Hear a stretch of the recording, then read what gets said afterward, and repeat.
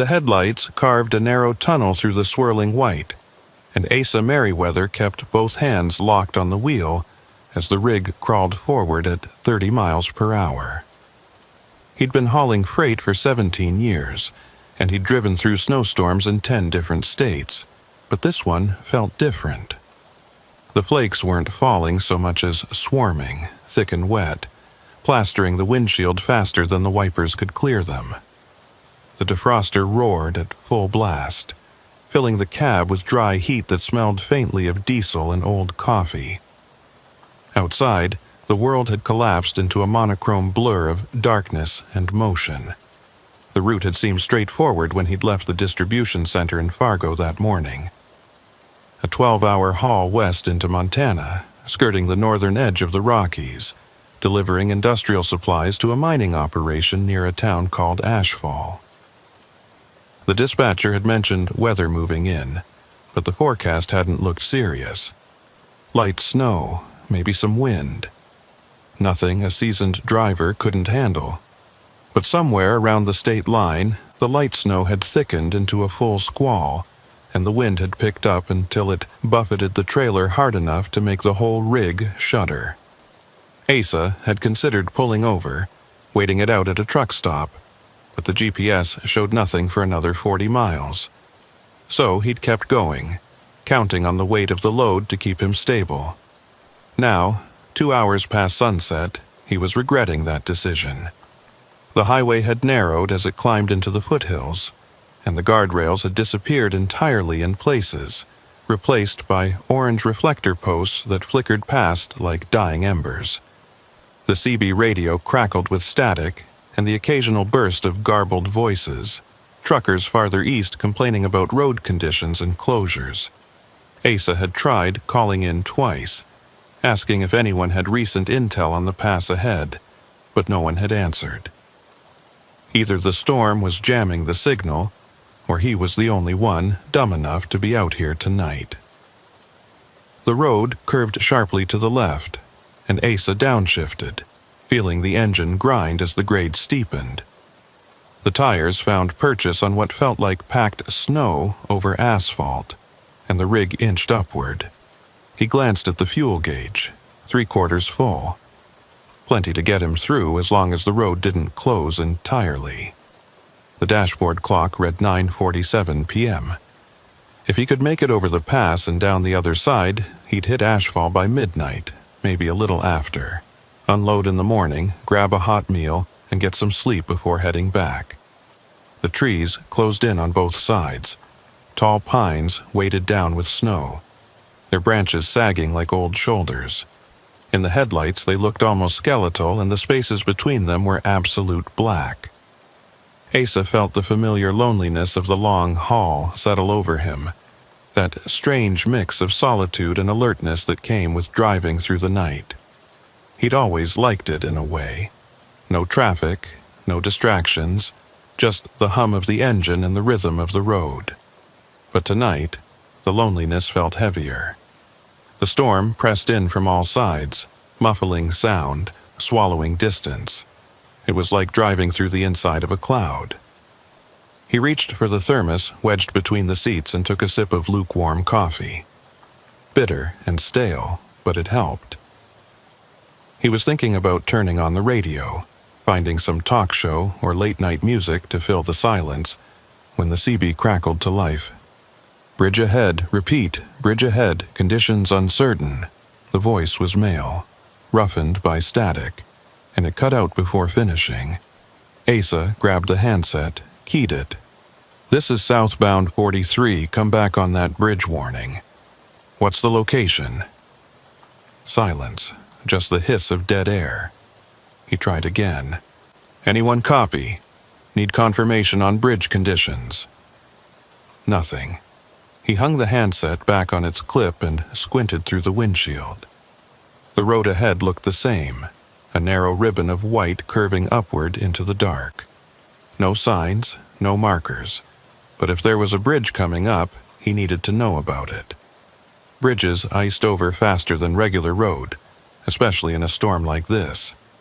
And if it was an old one, narrow or poorly maintained, he might be in trouble. He checked the GPS. The screen showed the highway as a thin blue line, winding through a blank expanse of topographic green. No bridge marked, but that didn't mean much. Half the infrastructure out here was older than the satellites tracking it, built in the 30s and 40s when the mountain towns were logging hubs. Some of those old spans didn't even show up on modern maps. The grade leveled out slightly, and the trees thinned. Asa felt the wind hit the trailer broadside, a solid gust that pushed the rig a foot to the left. He corrected, easing off the throttle. The last thing he needed was to lose traction and slide into the ditch. He'd seen it happen to other drivers, good ones too, guys who'd been hauling twice as long as he had. One mistake, one patch of black ice, and you were done. The CB crackled again. This time, the voice was clearer, though still threaded with static. If you're heading west on Route 14, be advised, Meridian Bridge is down to 1 lane. Road crews got it blocked off for ice removal. You'll need to wait for clearance. Asa keyed the handset. Copy that. This is southbound 43. How long's the wait? A pause, then, depends on conditions. Could be 20 minutes, could be an hour. They're chipping ice off the deck. It's bad up there. Understood. Any alternate routes? Another pause, longer this time. Negative. Meridian's the only way through unless you want to backtrack 60 miles. Your call.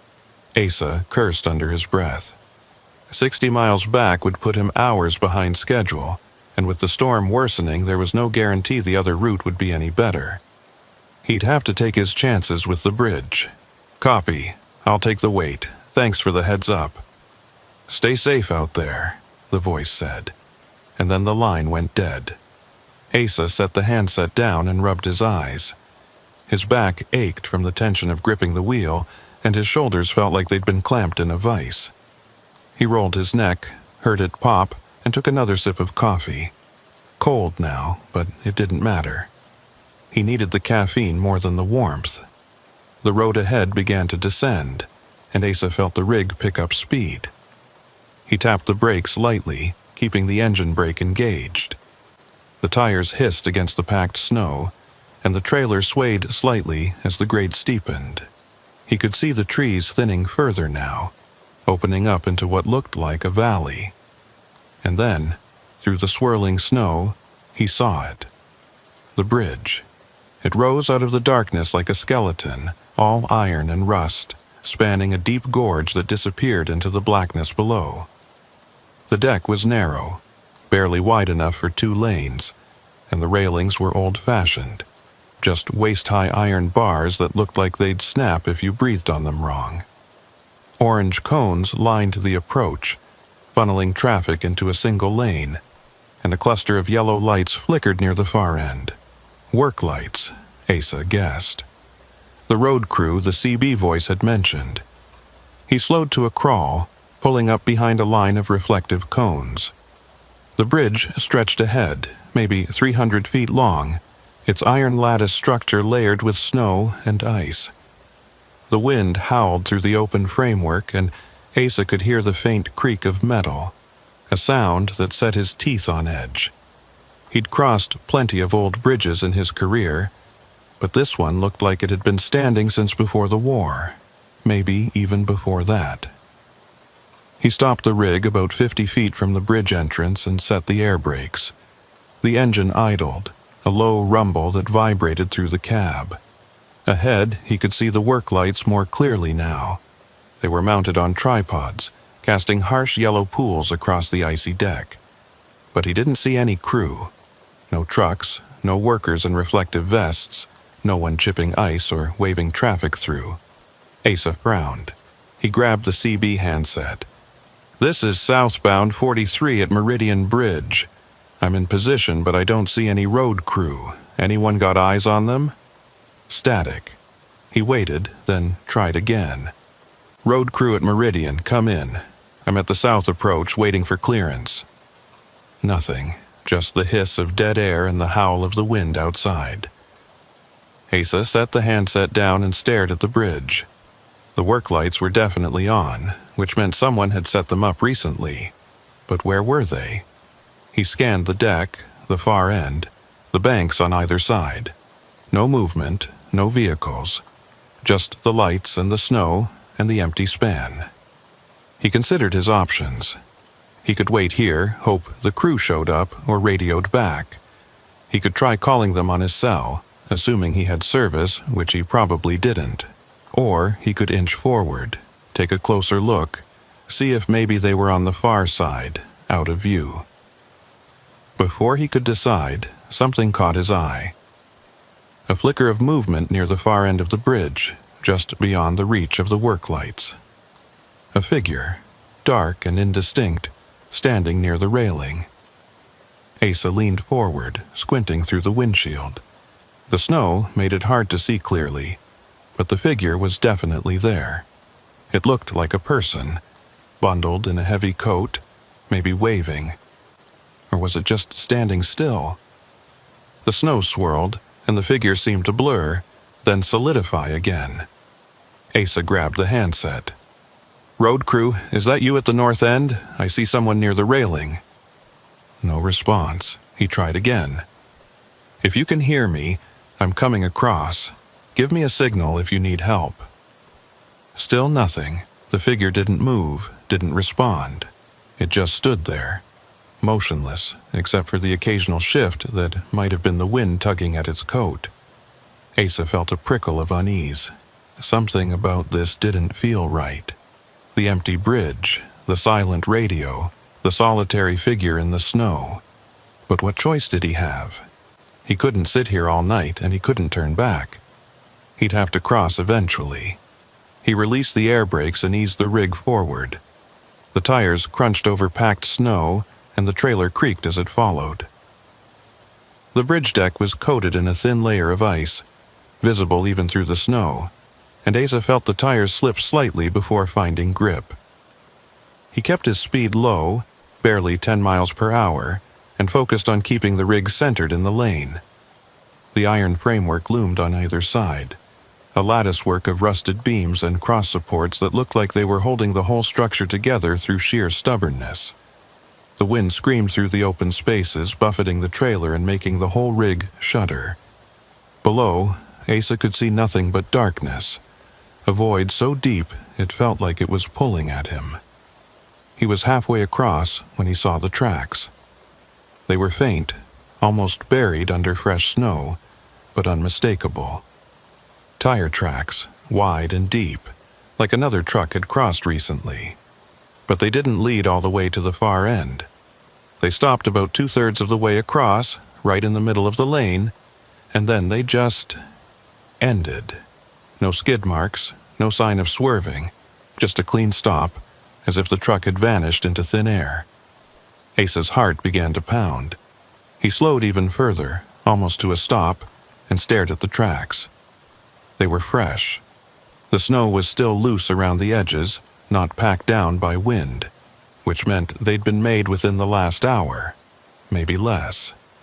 But where had the truck gone? There was nowhere to turn around, nowhere to pull off, and the tracks didn't continue to the far end. He glanced up at the figure near the railing. It was closer now, or maybe it had moved. Hard to tell. It still wasn't waving, wasn't signaling, just standing there watching. Asa's instincts screamed at him to turn around, to back off the bridge and find another route, schedule be damned. But the rational part of his brain pushed back. There had to be an explanation. Maybe the other truck had turned around somehow, or maybe the tracks were older than they looked, already half buried by the storm. And the figure was probably just a worker, tired and cold, waiting for the shift to end. He eased the rig forward again, inching past the spot where the tracks ended. The bridge creaked beneath him, a long, low groan that seemed to come from deep within the iron framework. Asa gripped the wheel tighter, his knuckles white. The work lights were just ahead now, close enough that he could see the tripods they were mounted on, and beyond them, the figure. It was a man, Asa realized. Tall and broad-shouldered, wearing a heavy parka with the hood pulled up. He stood with his back to the railing, facing the bridge, and his hands were stuffed in his pockets. He didn't move as Asa approached, didn't wave or step aside. He just stood there, perfectly still, like a statue. Asa rolled down his window a crack. The wind roared in, bringing a blast of icy air and snow. He shouted over the noise. "You the road crew? Is it safe to cross?" The man didn't respond, didn't even turn his head. Asa felt the unease sharpen into something colder, something closer to fear. He was about to shout again when the CB crackled to life. "Turn around." The voice was low, urgent, barely audible over the static. Asa grabbed the handset. "Say again, turn around. Get off the bridge, now." Asa's pulse spiked. He looked at the figure again. It still hadn't moved. And now, as he stared, he realized something else. The man wasn't standing on the deck. He was standing just beyond the railing, on the other side, suspended over the void. Asa's breath caught in his throat. He slammed the rig into reverse, but the tires spun on the ice, finding no purchase. The trailer fishtailed slightly, and the whole rig shuddered. He tried again, easing off the clutch, but the wheels just spun faster, throwing up sprays of snow and slush. The CB crackled again. "You need to move, don't stop." "I'm trying," Asa shouted back. "The ice. Forward. Go forward. Don't look back." Asa's hands shook as he shifted into first gear. The tires caught, and the rig lurched forward. He didn't look at the figure as he passed, didn't let himself think about what he'd seen. He just focused on the road ahead, on the far end of the bridge, on getting off this goddamn span and back onto solid ground. The work lights flickered as he passed beneath them, and for a moment everything went dark. The headlights cut through the blackness, illuminating nothing but snow and iron. And then the lights flared back on, brighter than before, almost blinding. Asa reached the far end of the bridge and felt the tires hit solid asphalt. The rig rolled forward, off the deck and onto the road beyond. He didn't stop. He kept going, pushing the rig up to 40, then 50, until the bridge was a distant glow in his mirrors. It wasn't until he was a mile down the road that he realized the CB had gone silent. No static, no voices, just dead air. He tried keying the handset, but nothing happened. The radio was off. Asa pulled over at the first turnout he found, a wide patch of gravel beside the road. He killed the engine and sat in the cab, shaking. His breath came in short, ragged gasps, and his hands wouldn't stop trembling. He looked in the side mirror, back toward the bridge, but all he could see was darkness and snow. After a long moment, he picked up the handset and tried the radio again. This time, it crackled to life. Static, and then a voice, different from before, younger, calmer. "Bridge is now clear for westbound traffic. Repeat, Meridian Bridge is clear. Road crew has finished ice removal. Proceed with caution." Asa stared at the handset. The voice sounded like it was reading from a script, like an automated message. But he'd heard another voice earlier, someone warning him to turn around, someone who'd known he was on the bridge. He set the handset down and rubbed his face. Maybe he'd imagined it. Maybe the stress and the storm and the lack of sleep had gotten to him. Or maybe there was something else going on, something he didn't want to think about. He started the engine and pulled back onto the road. The storm was easing now, the snow thinning to light flurries. The trees on either side of the road looked normal, no longer skeletal and menacing. Just trees. And ahead, the lights of Ashfall glowed faintly on the horizon. Asa drove in silence. The CB turned low, the only sound the hum of the engine and the hiss of tires on wet pavement. He didn't look back. He didn't want to see the bridge again, didn't want to think about the figure standing beyond the railing, or the tire tracks that ended in the middle of the span, or the voice that had told him to run. By the time he reached Ashfall, it was nearly midnight. He unloaded the cargo in the morning as planned, grabbed a hot meal at a diner on Main Street, and tried to sleep in a motel room that smelled of bleach and stale cigarettes. But every time he closed his eyes, he saw the bridge, the iron framework, the work lights, the figure in the snow, and he heard the voice on the CB. Don't stop. Don't look back. He never took that route again. Asa didn't sleep that night in Ashfall. He lay on the motel bed with his boots still on, staring at the water-stained ceiling tiles and listening to the radiator clank and hiss in the corner.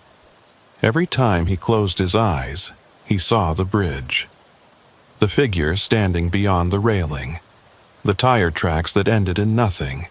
He tried to convince himself it was exhaustion, that the storm and the isolation had played tricks on his mind, but the explanation felt hollow. He'd been driving long enough to know the difference between fatigue and something real.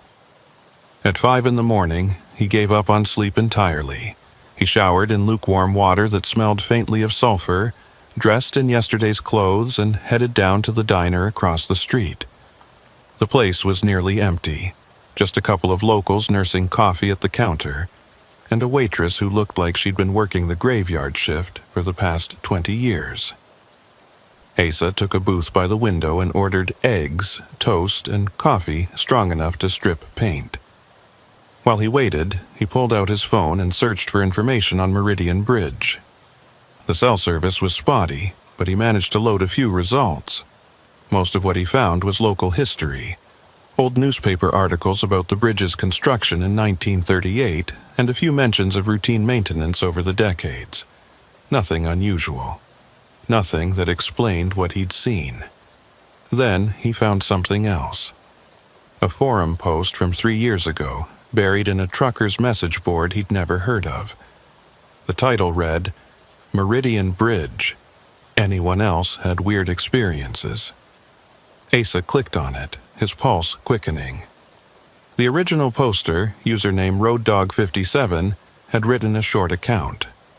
He'd been crossing Meridian Bridge on a winter night in 2019 when his CB had started picking up strange transmissions, voices warning him to turn around to get off the bridge. He'd ignored them, thinking it was interference from a nearby radio tower, but halfway across his engine had stalled. No reason, no warning. He'd sat there for 20 minutes, trying to restart it, while the wind howled through the iron framework and snow piled up on his windshield.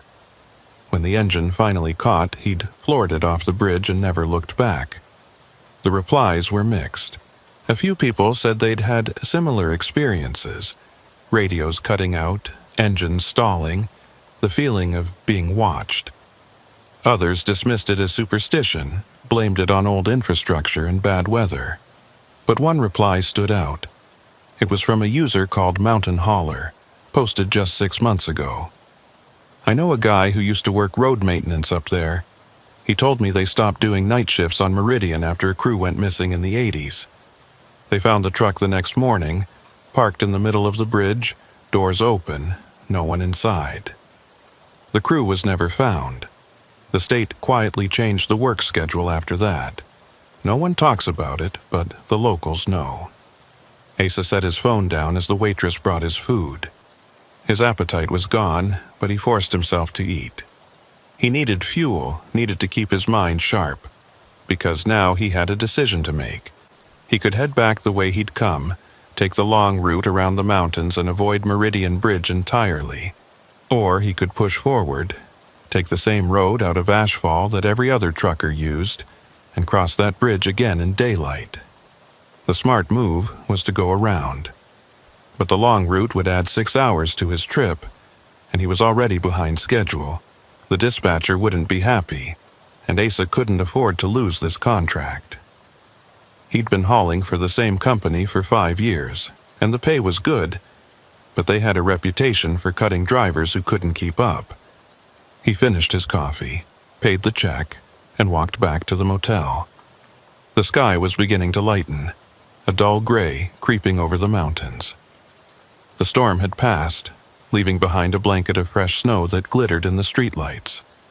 Asa climbed into his rig, started the engine, and sat for a long moment, hands on the wheel, staring at the road ahead. Finally, he made his choice.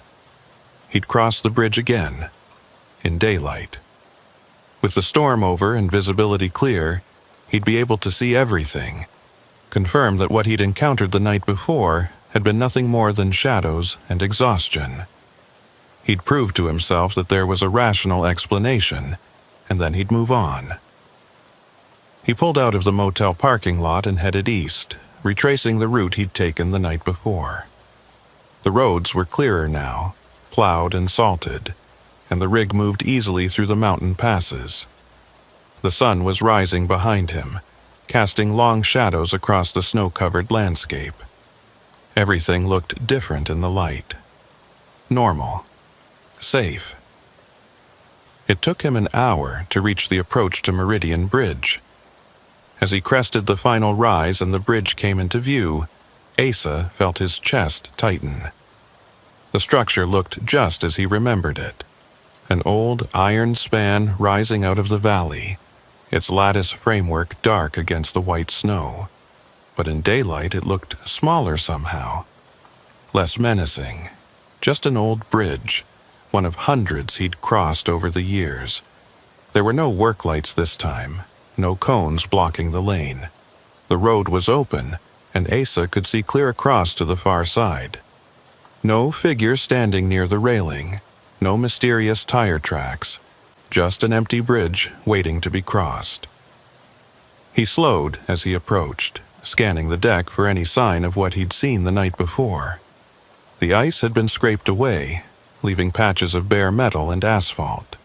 The railings were intact, waist-high and solid, nothing beyond them but empty air and the gorge below. Asa eased the rig onto the bridge, keeping his speed low, and focused on the road ahead.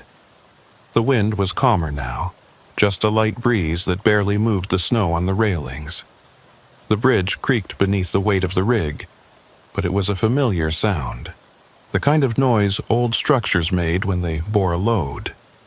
Nothing unusual, nothing threatening.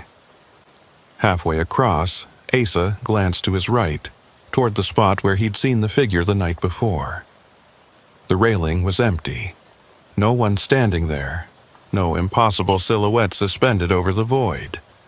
Just rusted iron and open air. He let out a breath he hadn't realized he'd been holding.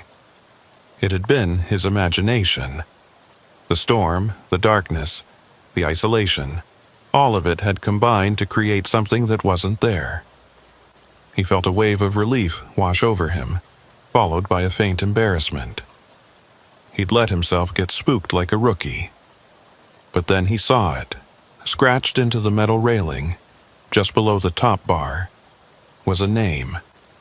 Fresh, the metal still bright where it had been scraped away.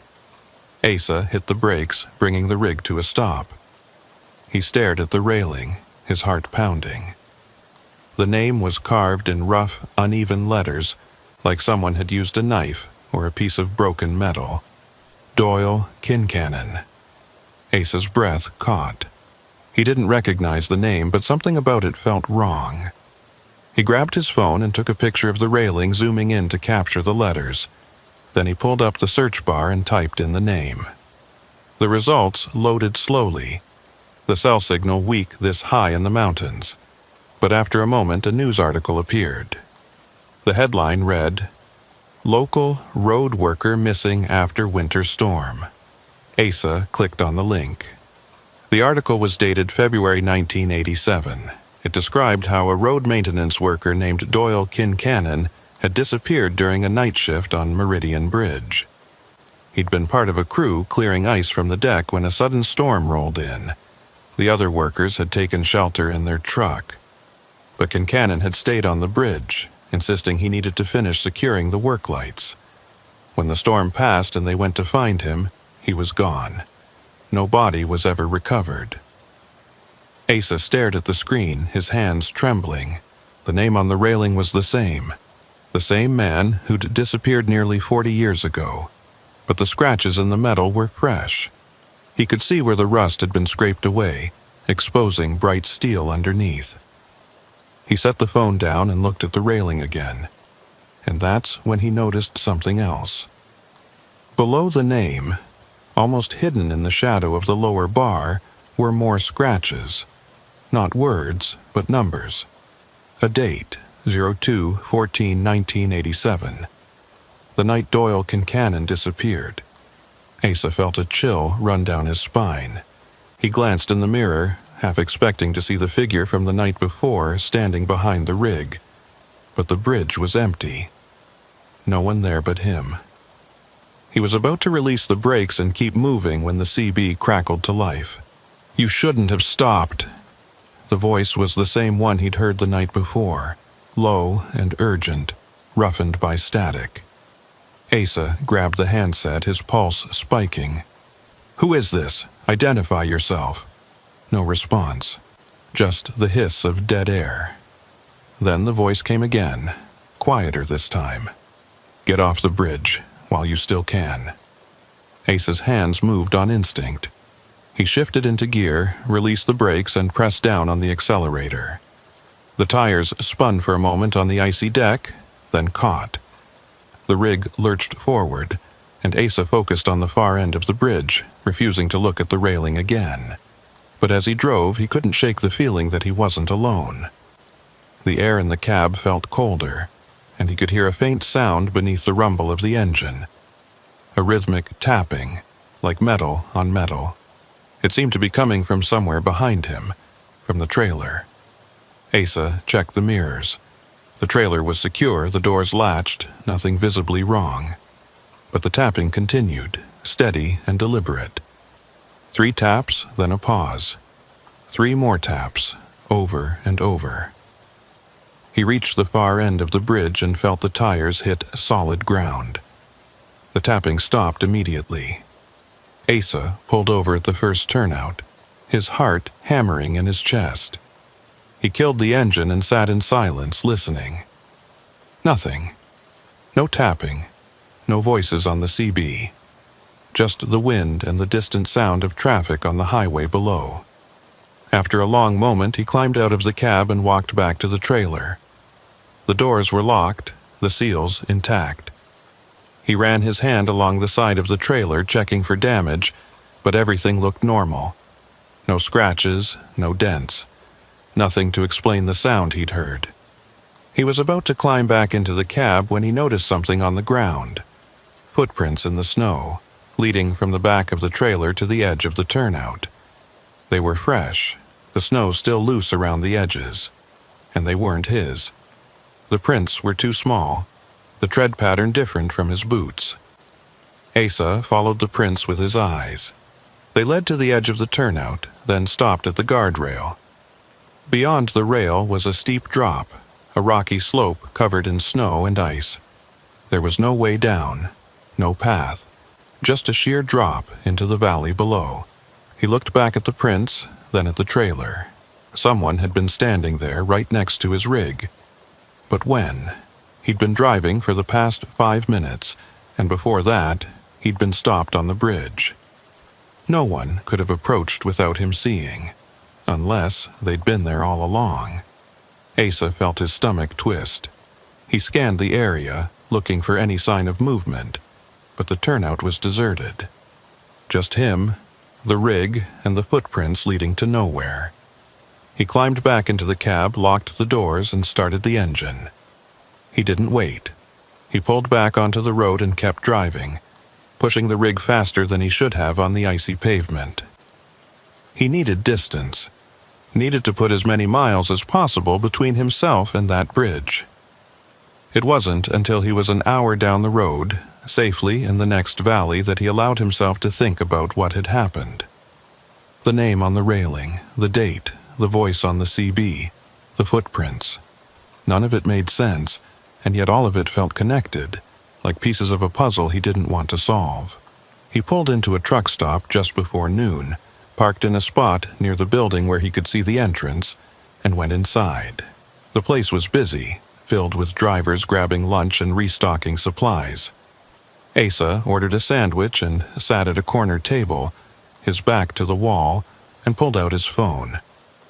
He searched for more information on Doyle Kincannon, but there wasn't much beyond the original article.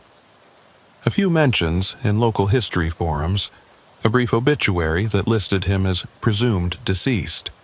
No follow-up stories, no updates. Just a man who'd disappeared on a winter night and was never found. Asa set the phone down and rubbed his face. He wanted to believe there was a rational explanation.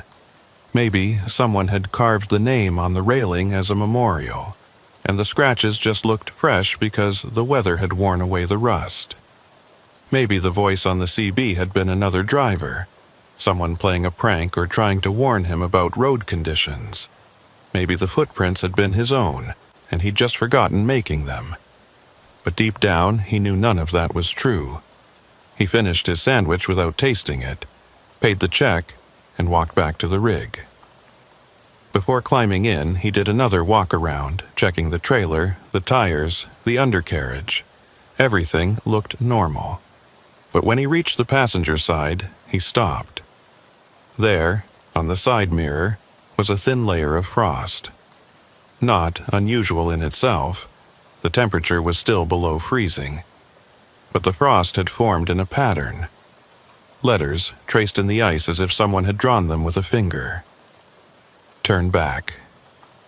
Asa stared at the mirror, his breath visible in the cold air. The letters were clear, unmistakable, and they were fresh.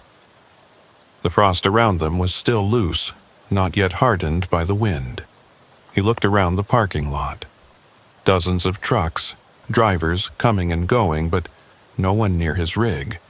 No one who could have written the message. He reached out and wiped the frost away with his glove, erasing the letters. Then he climbed into the cab, started the engine, and pulled out of the lot. He didn't look back. He didn't want to see if the message reappeared.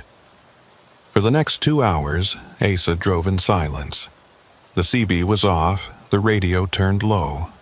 He kept his eyes on the road and his hands steady on the wheel. The landscape gradually flattened as he descended from the mountains, the snow giving way to rain and then to clear skies. By mid-afternoon, he was back in familiar territory, the kind of open highway where you could see for miles in every direction. But the unease didn't leave. It sat in his chest like a stone, heavy and cold. Because he knew, deep in a place he didn't want to acknowledge, that what had happened on Meridian Bridge wasn't over. The name on the railing, the voice on the CB, the footprints, the message in the frost. They were all connected, all part of something he didn't understand.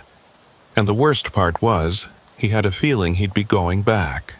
Not by choice, but because the route required it. Because Meridian Bridge was the only way through those mountains, and sooner or later, he'd have to cross it again. As the sun began to set, casting long shadows across the highway, Asa made a decision. The next time he had a haul that required crossing Meridian Bridge, he'd take the long route. He didn't care how many hours it added, didn't care what the dispatcher said.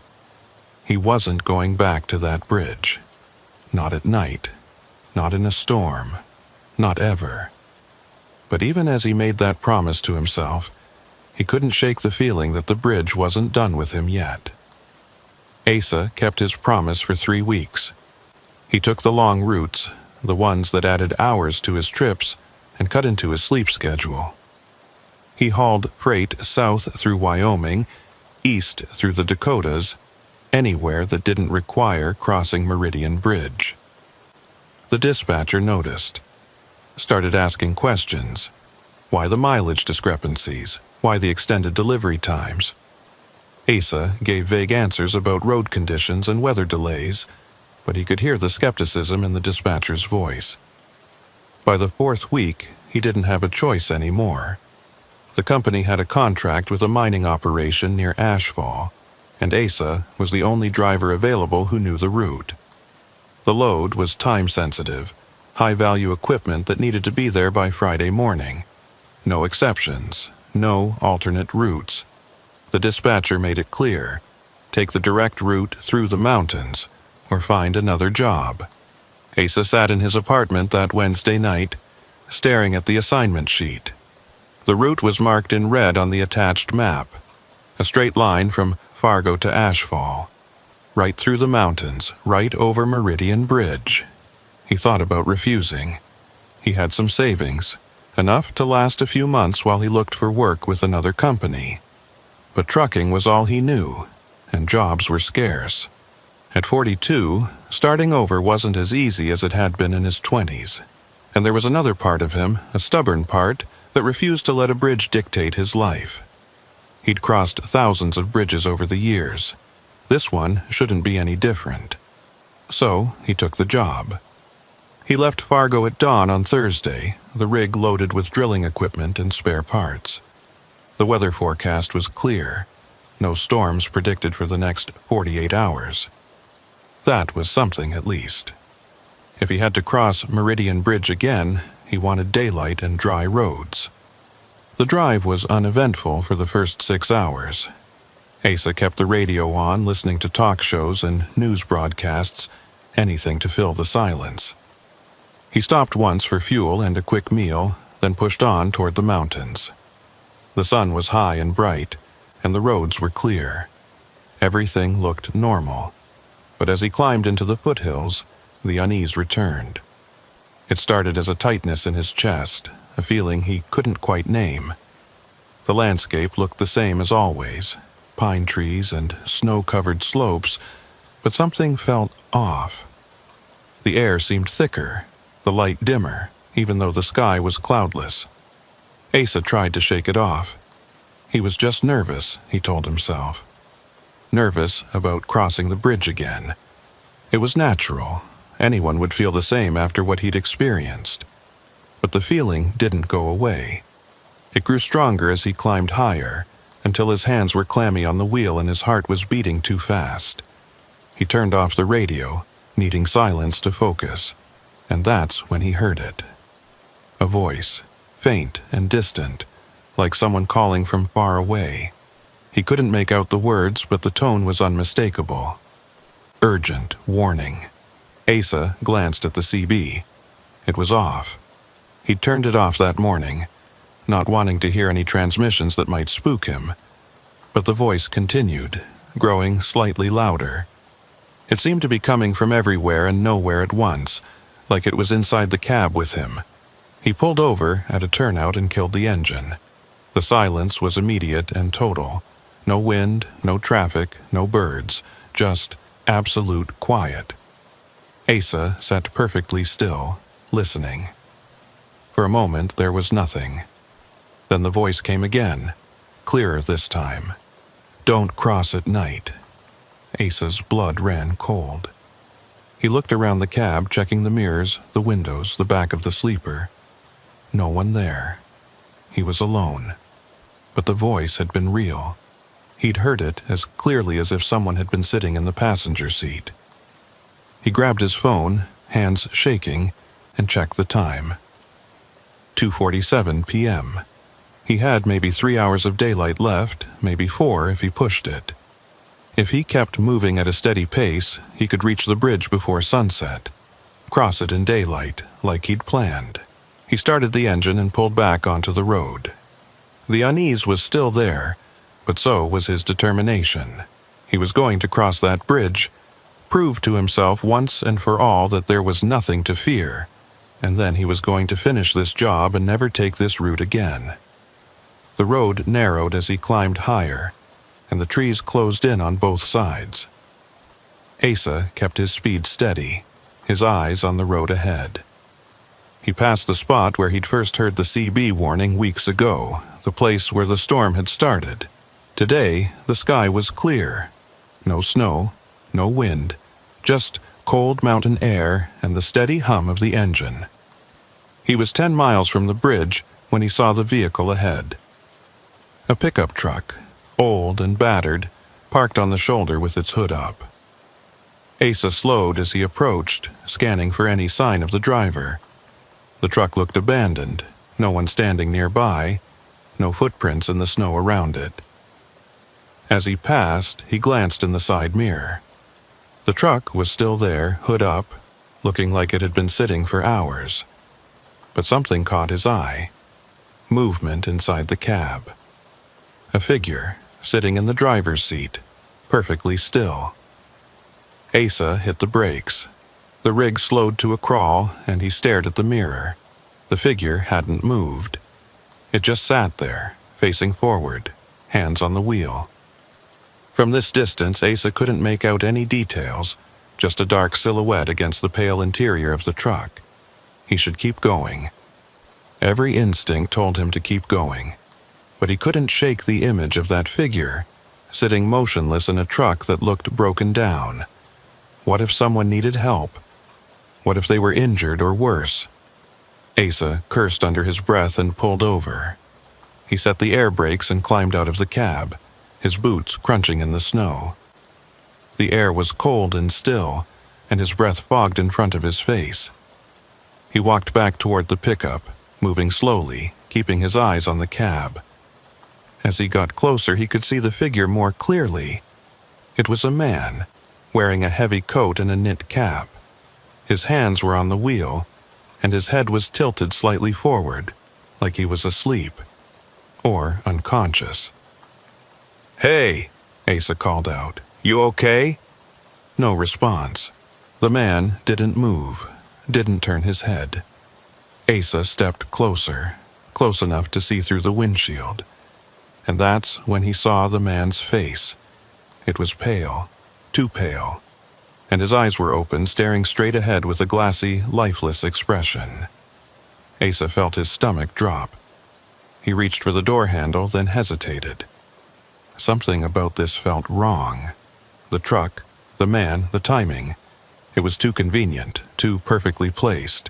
He stepped back and pulled out his phone. No signal, of course not. He was too high in the mountains, too far from any cell tower. He looked back at the pickup. The man still hadn't moved. Asa made a decision. He'd drive to the next town, call the police, and let them handle it. He wasn't equipped to deal with this, and he couldn't afford to get delayed. He turned and started walking back toward his rig. That's when he heard the door. A metallic creak, the sound of hinges that hadn't been oiled in years. Asa spun around. The pickup's driver's side door was open. The man was still sitting in the cab, but his head had turned. He was looking directly at Asa. "You shouldn't be here," the man said. His voice was flat, emotionless. Asa took a step back. "I was just trying to help. Are you okay? Do you need—" "Turn around," the man interrupted. "Go back the way you came." Asa's heart was pounding now. "What are you talking about? I'm heading to Ashfall. I've got a delivery." The man climbed out of the truck. He moved slowly, stiffly, like his joints weren't working properly. He stood there, one hand on the doorframe, and stared at Asa with those glassy eyes. "The bridge," the man said. "You can't cross it. Not today." Asa felt a chill run down his spine. "How do you know where I'm going?" The man didn't answer. He just stood there, swaying slightly in the cold wind. And then Asa noticed something that made his blood freeze. The man's coat. It was a road crew jacket, the kind with reflective stripes and a company logo on the chest. And on the left breast, stitched in faded letters, was a name. D. Kincannon. Asa took another step back, his mind racing. It wasn't possible. Doyle Kincannon had disappeared in 1987, nearly 40 years ago. This couldn't be him. It had to be someone else, a relative, maybe, wearing an old jacket. But the man's face.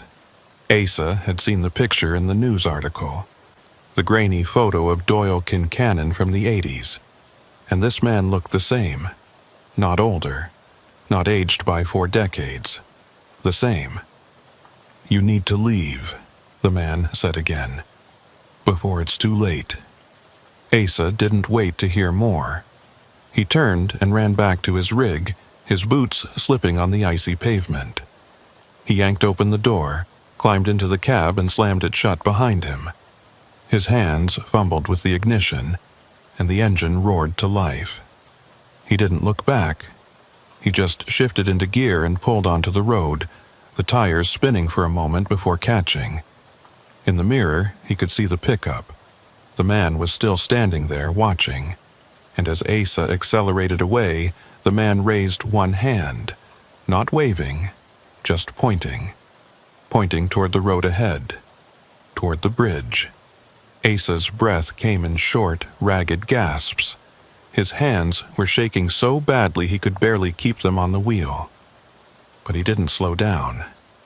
He kept driving, pushing the rig faster than he should have on the mountain road, desperate to put distance between himself and that pickup truck. He was 5 miles from the bridge when the sun began to set. The light faded quickly in the mountains, the shadows lengthening and merging until the road was bathed in twilight. Asa glanced at the clock. 5:23 p.m. He'd lost more time than he'd thought. If he didn't reach the bridge in the next 15 minutes, he'd be crossing it after dark. He pressed down on the accelerator, but the rig was already at its limit. The road was too steep, too winding. He couldn't push it any faster without risking a jackknife. The CB, still turned off, suddenly crackled to life. Asa jumped, his heart hammering. He stared at the radio. He hadn't touched it, hadn't turned it on. But the speaker was hissing with static, and beneath the noise he could hear a voice. The same voice he'd heard before, low and urgent. "Don't cross at night." Asa grabbed the handset even though he knew it was pointless. "Who is this? What do you want?" The static grew louder, and the voice fragmented into broken syllables. "Not safe. Turn. Wait for light. I can't turn around," Asa shouted into the handset. "I have a job. I have to cross that bridge." The static cut out, leaving only silence. Then a different voice came through. Clearer this time. Familiar. "Asa." He froze. No one on the CB should know his name. He hadn't identified himself, hadn't given his call sign. But the voice had said his name as clearly as if someone were sitting next to him. "Asa, listen to me. You need to stop. You need to wait." "Who is this?" Asa demanded, his voice shaking. "Someone who tried to cross at night, someone who didn't make it." Asa felt the cab grow colder. His breath fogged in the air, even though the heater was running full blast. He looked at the temperature gauge. Normal. But the cold was seeping in, creeping through the vents and the seams in the doors. "What happened to you?" Asa asked, his voice barely above a whisper. The voice on the CB was quiet for a long moment. Then, "I stayed too long. I thought I could finish the job, but the bridge, it doesn't let you leave. Not once the sun goes down." Asa's eyes darted to the road ahead. He could see the bridge now, a dark outline against the fading light. The iron framework looked skeletal in the twilight, and the gorge below was already lost in shadow. "What do I do?" Asa asked. "Stop. Wait until morning. Don't cross at night." Asa's foot hovered over the brake. Every rational part of his mind told him to stop, to pull over and wait. But the stubborn part, the part that had kept him driving for 17 years, pushed back. He was so close. The bridge was right there. If he just kept going, he could cross it in 5 minutes and be done with this. "I can make it," Asa said, more to himself than to the voice on the CB. "I'll be fine."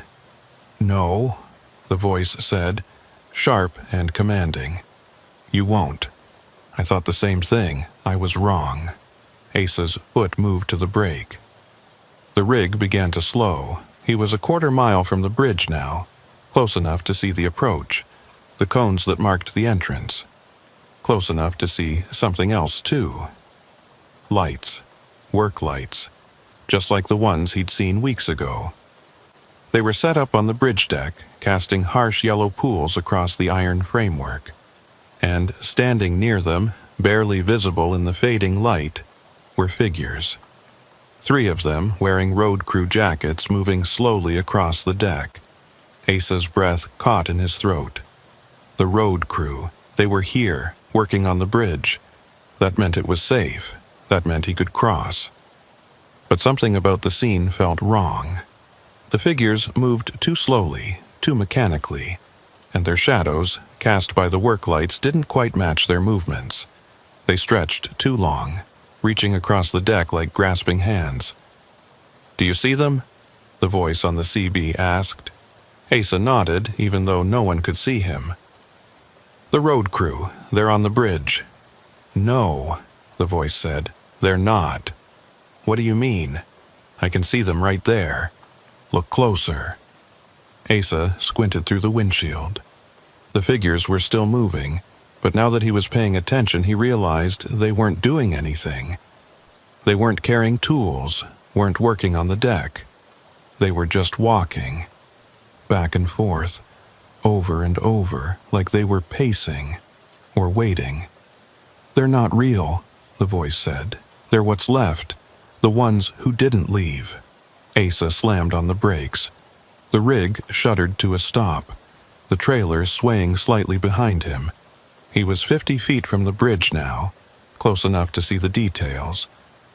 The rusted iron, the icy deck, the figures moving in the work lights, and then one of them stopped. It turned toward Asa's rig, and even from this distance, even in the dim light, Asa could see its face, pale and lifeless, just like the man in the pickup truck, just like Doyle Kincannon. The figure raised one hand, beckoning. "Come closer, step onto the bridge." Asa's hands moved on their own.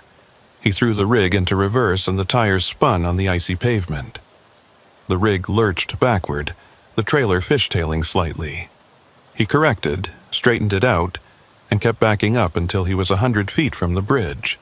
Then he stopped, set the air brakes, and sat in the cab, shaking.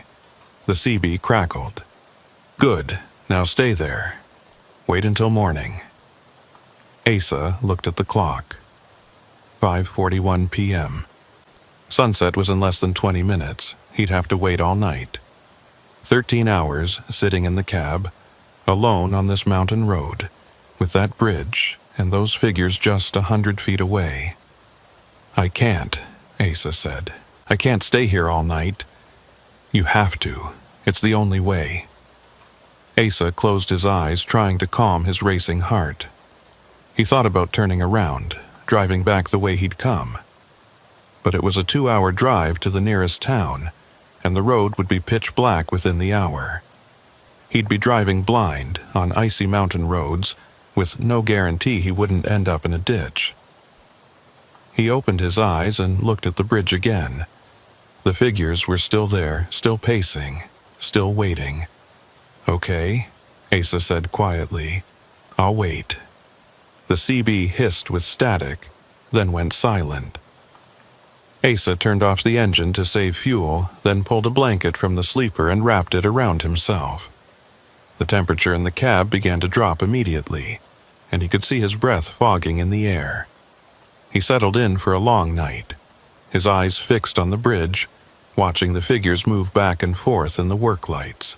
And as the last light faded from the sky and darkness swallowed the mountains, Asa realized he wasn't just waiting for morning. He was waiting to see if the bridge would let him leave at all. The first hour was the hardest. Asa sat in the darkened cab, wrapped in his blanket, watching the bridge through the windshield. The work lights cast their harsh yellow glow across the deck, and the figures continued their endless pacing, back and forth, never stopping, never acknowledging each other, just walking the same paths over and over, like machines stuck in a loop. Asa counted them. 3 figures, all wearing road crew jackets, all moving with that same mechanical precision. He tried to make out their faces, but the distance and the shadows made it impossible. They were just silhouettes, dark shapes against the illuminated deck. The temperature in the cab continued to drop. Asa could see his breath now, thick clouds of fog that hung in the air before dissipating. He'd turned off the engine to conserve fuel, and without the heater running, the cold seeped in through every crack and seam. He pulled the blanket tighter and tucked his hands under his arms, trying to preserve warmth. The CB remained silent. No static, no voices, just dead air. Asa had left it on, hoping the voice that had warned him would come back, give him some guidance, tell him what to expect. But there was nothing. He was alone with the darkness and the bridge and the figures that wouldn't stop moving. At some point during the second hour, Asa noticed something new. The figures weren't just pacing anymore. They were gathering. All three of them had stopped at the center of the bridge, standing in a loose cluster near the spot where the tire tracks had ended weeks ago. They stood perfectly still, facing Asa's rig, watching him. Asa felt his heart rate spike. He told himself it was a trick of the light, that they weren't actually looking at him. They were too far away to see into the cab, but he couldn't shake the feeling that they knew exactly where he was, that they were waiting for him to make a move. He checked his phone. Still no signal. The battery was at 60%. He turned it off to save power and set it on the dashboard. Then he reached into the sleeper and pulled out a flashlight, testing it. The beam was strong and steady. It made him feel slightly better, having something he could control, something that could push back the darkness if he needed it. The third hour brought a new sound. It started as a faint creaking, like metal under stress, and at first, Asa thought it was just the bridge settling. Old structures made noise, especially in the cold, but the sound grew louder, more rhythmic. It was coming from the bridge, but it wasn't the random groaning of stressed iron. It was deliberate, measured. Footsteps. Asa sat up straighter, his eyes locked on the bridge. The three figures were still standing at the center, motionless. But the sound of footsteps continued, growing closer. Someone was walking on the bridge deck, moving from the far end toward Asa's position. He grabbed the flashlight and pointed it toward the bridge, but the beam didn't reach far enough. The work lights were too bright, creating a wall of glare that his flashlight couldn't penetrate. He could hear the footsteps clearly now, heavy boots on metal, the sound echoing through the gorge below. And then he saw it. A fourth figure, emerging from the darkness beyond the work lights. It walked slowly, steadily, moving with more purpose than the other three. As it entered the pool of light, Asa could see it was wearing the same road crew jacket. But unlike the others, this one was looking down, watching its own feet as it walked. The figure stopped at the edge of the lit area, about 50 feet from Asa's rig. It stood there for a long moment, swaying slightly. Then it raised its head and looked directly at the cab. Asa's breath caught. Even from this distance, even in the harsh light, he could see the face clearly now. It was Doyle Kincannon, the same man he'd seen in the pickup truck, the same pale skin, the same glassy eyes. But now there was something else in that expression. Recognition and sadness.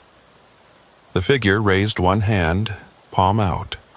Not beckoning this time, just showing. And that's when Asa saw it. The hand was wrong.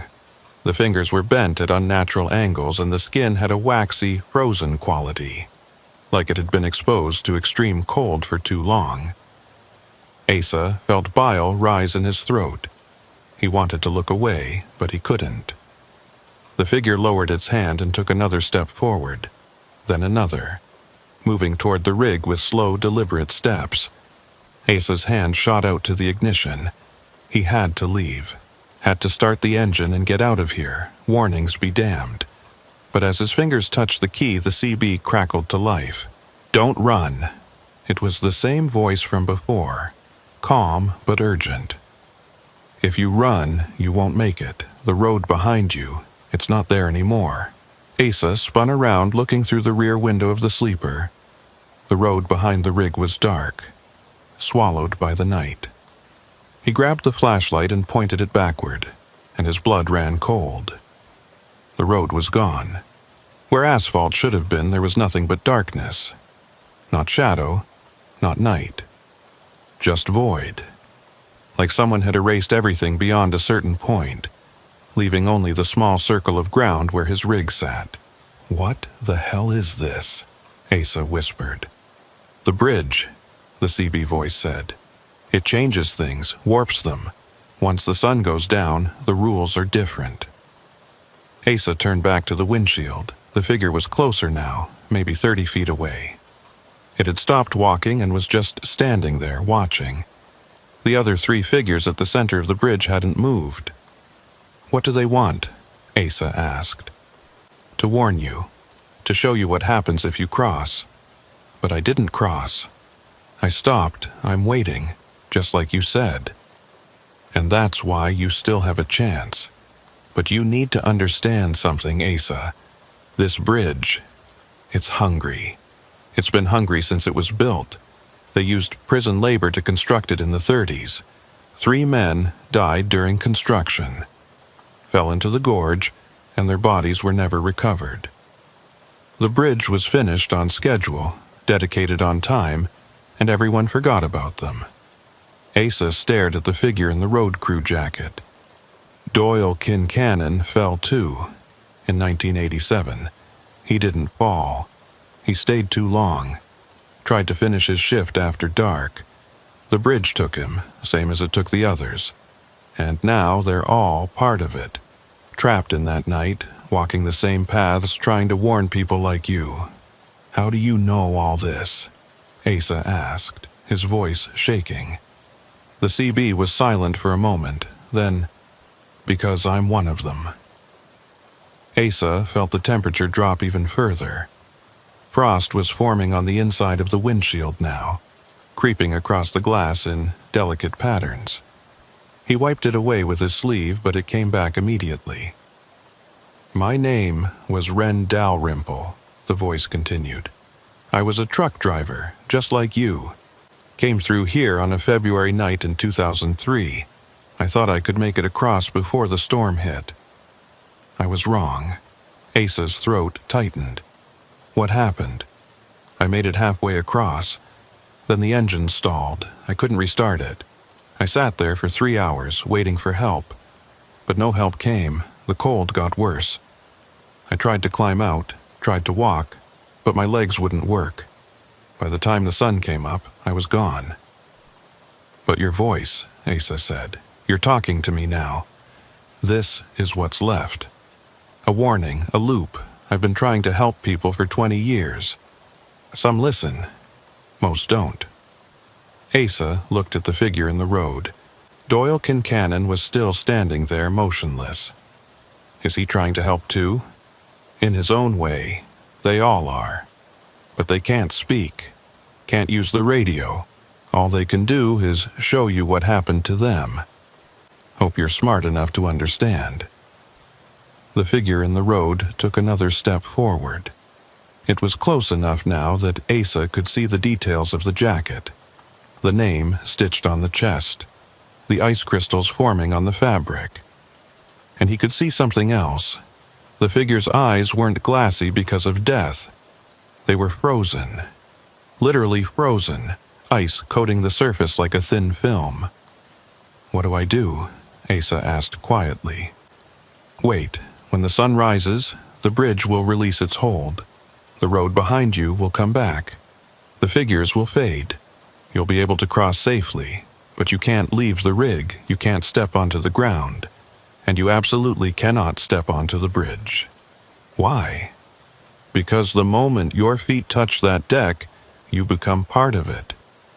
The bridge will claim you, same as it claimed us, and you'll spend eternity trying to warn the next person." Asa felt tears sting his eyes. He wiped them away angrily. "How long until sunrise?" 7 hours, maybe 8. 7 hours. Asa looked at the fuel gauge. He'd burned through a quarter tank just getting here. He had enough to idle the engine for maybe 2 hours, keep the heater running, keep the cold at bay. After that, he'd be running on empty. He'd have to sit in the freezing cab with no heat, no light, just the blanket and his own body heat. "I don't know if I can make it that long," Asa said. "You can. You're stronger than you think. And you have something we didn't have." "What's that?" "A warning. You know what's waiting for you. You can prepare. We went in blind." Asa took a shaky breath and nodded, even though no one could see him. He reached for the ignition and started the engine. The heater roared to life, blowing warm air into the cab. He'd run it for an hour, get the temperature up, then shut it down to conserve fuel. Repeat as needed. He could do this. The figure in the road took one more step forward, then stopped. It was close enough now that Asa could have opened the door and touched it. But he didn't. He just sat there, watching, as the figure slowly raised its hand again. This time, it wasn't showing Asa its frozen fingers. It was pointing, not at the bridge, not at the rig, but at Asa himself. The meaning was clear. This could be you. This will be you, if you're not careful. Asa nodded slowly, acknowledging the warning. The figure lowered its hand and began to walk backward, retracing its steps toward the bridge. It moved slowly, never turning around, just backing away until it merged with the shadows at the edge of the work lights. The CB crackled. "Good. Now settle in. It's going to be a long night." Wren Dalrymple's voice faded, replaced by static. Asa turned the volume down and leaned back in his seat, the blanket wrapped around him. The heater was working, pushing back the cold, but he could still see his breath. The frost on the windshield had stopped spreading, but it hadn't receded. He spent the next hour trying to stay warm and awake. He did exercises in the cab, flexing his muscles, moving his arms and legs to keep the blood flowing. He ate a granola bar from his stash in the sleeper, washing it down with cold water. He checked his phone every 15 minutes hoping for a signal, but there was nothing. At the end of the hour, he shut down the engine. The silence was immediate and oppressive. The heater fan wound down, and the warmth began to dissipate. Asa pulled the blanket tighter and tucked his chin into his chest, trying to preserve heat. The cold came back fast. Within 30 minutes, the cab felt like a freezer. Asa's fingers and toes were numb, and his face ached from the frigid air. He knew he couldn't last 7 more hours like this. He'd have to start the engine again soon. But before he could reach for the ignition, he heard something new. A tapping sound. Soft and rhythmic. 3 taps, pause, 3 taps. The same pattern he'd heard weeks ago, coming from the trailer. Asa froze. The tapping was coming from outside the cab, from the passenger door. He turned his head slowly, afraid of what he might see. There was a face pressed against the window. Pale and frozen, eyes glassy, mouth open in a silent scream. It was one of the figures from the bridge. It had left the deck and crossed the distance to the rig without making a sound. Asa's heart hammered in his chest. He wanted to scream, wanted to start the engine and drive, but Wren's words echoed in his mind. "Don't run. If you run, you won't make it." The face at the window stared at him for a long moment. Then the tapping came again. 3 times. Pause. 3 times. The figure was trying to communicate, trying to tell him something. Asa forced himself to breathe slowly, to think. 3 taps. What could it mean? He looked at the clock. 11:47 p.m. 3 hours since he'd stopped. That left roughly 5 hours until dawn. The figure tapped again. 3 times. Then it raised its frozen hand and held up 3 fingers. 3 of them. 3 men who died during construction. 3 figures on the bridge. And then Asa understood. The figure wasn't threatening him, it was showing him. 3 died building the bridge. Doyle made 4. Wren made 5. If Asa stepped onto that bridge, he'd make 6. Asa nodded at the figure, acknowledging the message. The face at the window stared at him for a moment longer, then slowly withdrew. Asa heard footsteps crunching in the snow, moving away from the rig. He looked through the windshield and saw the figure walking back towards the bridge, its movement slow and deliberate. The CB crackled softly. "They're trying to help. They don't want you to join them." "I know," Asa whispered. "I understand." "Good. Now stay strong. Dawn is coming." Asa restarted the engine and ran the heater for another hour. Then he shut it down again and endured the cold. He repeated this pattern 3 more times, cycling between warmth and freezing, between alertness and the edge of hypothermic drowsiness. His fuel gauge dropped steadily, the needle creeping toward empty. By 4:30 a.m., he was running on fumes. The last time he'd started the engine, it had coughed and sputtered before catching. He knew he wouldn't be able to start it again. From here on out, he was on his own. Just the blanket, the cold, and the darkness. He sat in the freezing cab, shivering violently, watching the bridge through the frosted windshield. The work lights were still on, the figures still pacing. But something was different now. The light in the east had changed. It was no longer pure black. There was a faint gray tinge to the horizon, barely perceptible but definitely there.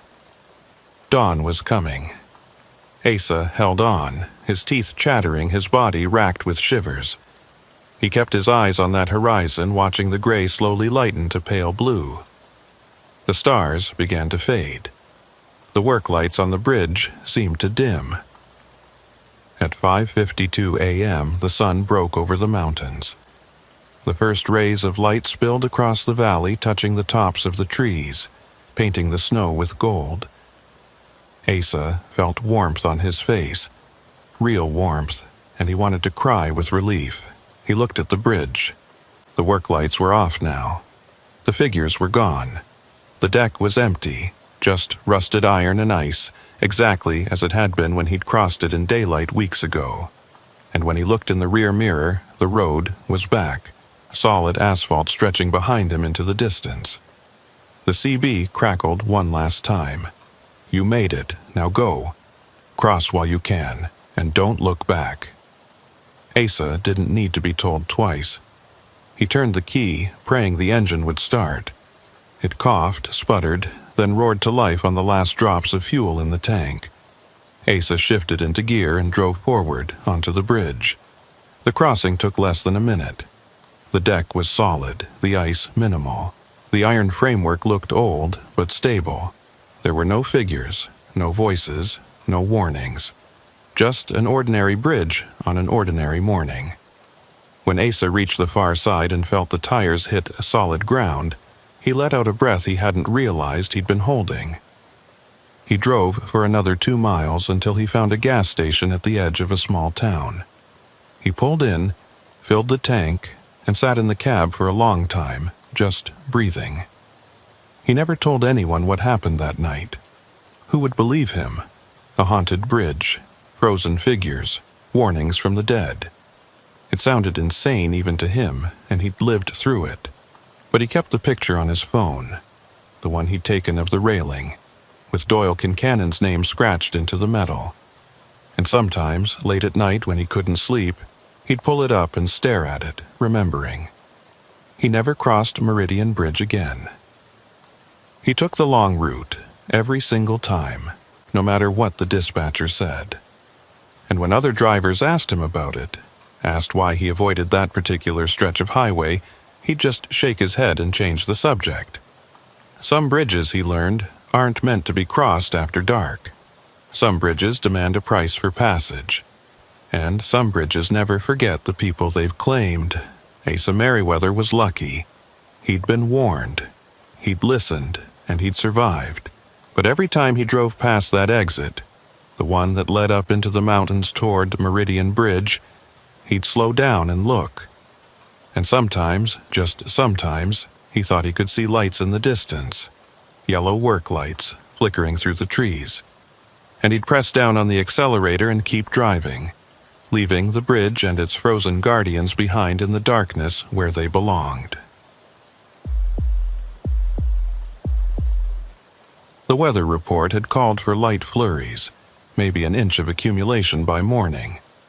Nothing Orrin Kepler hadn't driven through 100 times before. He'd been hauling freight across the upper Midwest for 12 years, and he knew the lake effect systems that rolled off Superior like he knew the gears in his transmission. They were unpredictable, sure, but manageable if you kept your head and didn't push your luck.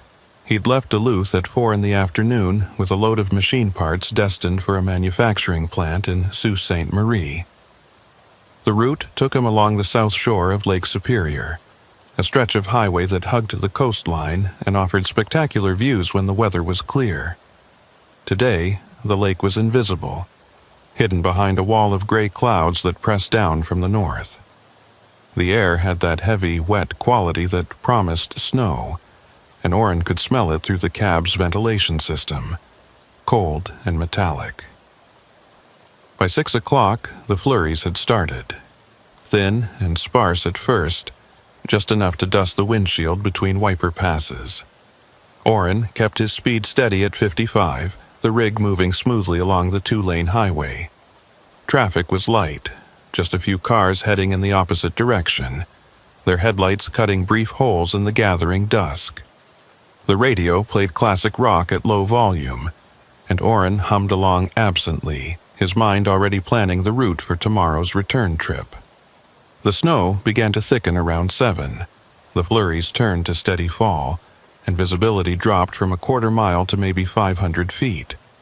Orrin slowed to 45, then 40, his eyes scanning the road ahead for brake lights or reflectors. The highway had narrowed, the shoulders disappearing under accumulating snow, and the center line was already buried. He was navigating by feel now, by the slight rise of the road surface and the dark shapes of trees on either side. He'd driven this route enough times to know the landmarks. The gas station at mile marker 47, the scenic overlook at 62, and at mile 79, the Portage Bridge, a massive lift span that crossed the mouth of a narrow bay connecting 2 sections of the lake. The bridge was old, built in the 50s, and it still operated on a manual system. A bridge tender sat in a small control house at the center span, raising and lowering the deck to allow boat traffic to pass underneath. Orrin had crossed it dozens of times, usually without incident. But tonight, as he approached the bridge, something felt different. The snow was coming down heavier now, thick, wet flakes that stuck to everything and turned the world into a blur of white and gray. The wind had picked up too, gusting hard enough to rock the trailer and send snow swirling across the road in ghostly spirals. He slowed to 30 as he crested the hill that led down to the bridge approach. Through the snow, he could make out the dark shape of the span, a long, flat structure rising slightly as it crossed the water. The control house sat at the midpoint, a small square building with yellow windows that glowed faintly in the storm. Red signal lights marked the corners of the bridge, but they looked dim, almost obscured by the falling snow. As Orrin descended toward the approach, he noticed something odd. The barrier gates were down. The red and white striped arms stretched across both lanes, blocking access to the bridge. Warning lights flashed in sequence, the same pattern used when the bridge was raised for boat traffic. Orrin frowned. It was late November, well past the shipping season. The lake should be empty, no boats moving, no reason to raise the bridge. He slowed to a crawl and pulled up to the barrier, setting his air brakes. Through the windshield, he could see the bridge deck beyond the gates. It looked normal, level, and solid, not raised. So, why were the barriers down? He grabbed the CB handset and keyed it. "This is eastbound commercial at Portage Bridge. Anyone know why the barriers are activated? Bridge looks closed, but the deck is down." Static hissed through the speaker. He tried again. "Portage Bridge Control. This is eastbound commercial requesting status. Do you copy?" More static. Then a voice, faint and crackling, barely audible over the interference.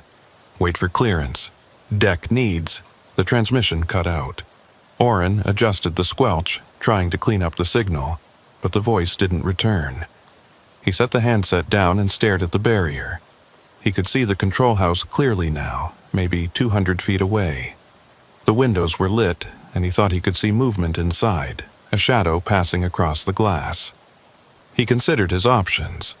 He could wait here, hope the bridge tender came out to explain the situation. Or he could try calling on his cell phone, see if he could get through to someone. He pulled out his phone and checked the screen. One bar of signal, flickering between 1 and 0. He dialed the number for the State Highway Department's road condition hotline, but the call dropped before it connected. Orrin cursed under his breath and set the phone aside. He was about to try the CB again when he saw headlights in his mirror. A vehicle was approaching from behind, moving slowly through the snow. As it got closer, Orrin could see it was a county sheriff's cruiser, its light bar dark, but its headlights cutting through the storm. The cruiser pulled up alongside Orrin's cab and stopped. The driver's window rolled down, and Orrin rolled down his own window, letting in a blast of cold air and snow. The deputy was young, maybe late 20s, with a serious face and sharp eyes. He leaned toward his window and raised his voice over the wind. "You been here long?"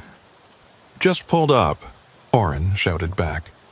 "Barriers are down, but the deck looks level. Can't raise anyone on the radio." The deputy nodded. "Yeah, we've been getting reports. System's been acting up all day. Bridge tender called it in this morning, said the controls were cycling on their own. State sent a tech out, but he couldn't find anything wrong. So, is it safe to cross?" The deputy hesitated. "Deck's solid. No reason it shouldn't be. But the tender's supposed to reset the barriers manually before letting anyone through. Procedure, you know." "You want to go check?" Orrin asked.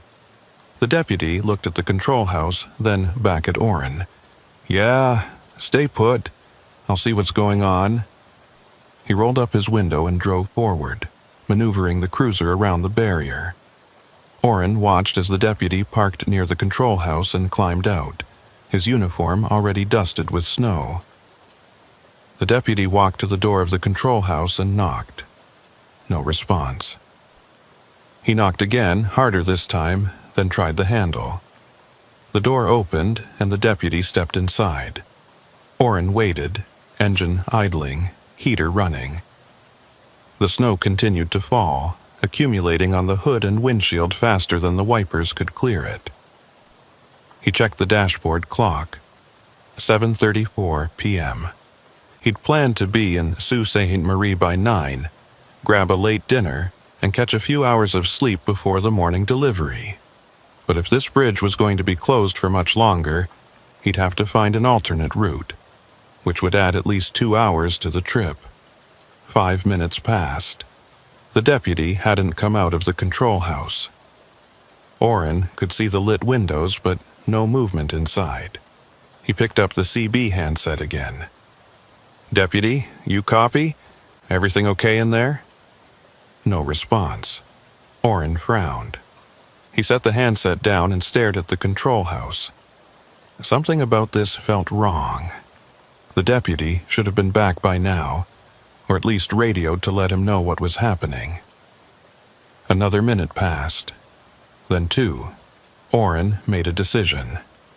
He killed the engine, grabbed his flashlight from the side pocket, and climbed out of the cab. The cold hit him immediately, a sharp wind that cut through his jacket and stung his face. Snow swirled around him, and he had to squint to see more than a few feet ahead. He walked to the barrier, ducked under it, and headed toward the control house. His boots crunched in the fresh snow, and the wind howled across the open water of the bay, carrying with it the smell of ice and wet concrete. As he got closer to the control house, he noticed something odd. The windows were still lit, but the light was wrong. It flickered slightly, like candles instead of electric bulbs. Orrin reached the door and knocked. "Deputy, you in there?" Silence. He tried the handle. The door swung open easily, and Orrin stepped inside. The control house was small, maybe 10 feet by 10 feet, with a single desk, a chair, and a bank of controls along one wall. The controls were old-fashioned, mechanical switches and levers with faded labels. A space heater sat in one corner, unplugged, and in the center of the room, standing perfectly still, was the deputy. He was facing the controls, his back to Orrin, one hand resting on a lever. He didn't turn around when Orrin entered. Didn't move at all. "Deputy?" Orrin said cautiously. "You okay?" No response. Orrin stepped closer, his flashlight beam sweeping across the room. The light source he'd seen from outside wasn't candles. It was the control panel itself. Several indicator lights were glowing, pulsing in a slow rhythm that didn't match any pattern Orrin recognized. "Hey," Orrin said, louder this time. He reached out and touched the deputy's shoulder. The deputy turned slowly, mechanically, and Orrin took an involuntary step back. The deputy's face was pale, his eyes unfocused and glassy. His lips were moving, forming words, but no sound came out. Orrin felt a chill run down his spine that had nothing to do with the cold. "What's wrong? Are you hurt?" The deputy's lips kept moving. Orrin leaned closer, trying to make out what he was saying, and then he heard it. Not from the deputy's mouth, but from somewhere else. A whisper, faint and distant, like it was coming through the walls. November 14, 1958. Orrin spun around, looking for the source of the voice. The room was empty except for him and the deputy. But the whisper continued, overlapping now, multiple voices speaking the same words. November 14, 1958. Shift change, midnight. Orrin backed toward the door, his heart pounding. The deputy still hadn't moved, still stood there with his hand on the lever, lips moving silently. The control panel lights pulsed faster now, and the whispers grew louder. "Wait for clearance. Deck needs inspection. Wait for clearance." Orrin grabbed the deputy's arm and pulled. "We need to go. Now." The deputy didn't resist, but he didn't help either. He moved like a sleepwalker, his eyes still unfocused, his expression blank. Orrin half dragged him out of the control house and into the snow. The moment they crossed the threshold, the deputy gasped and stumbled, his eyes snapping into focus. "What?" The deputy looked around, confused. "What happened? I was just—" "We're leaving," Orrin said firmly.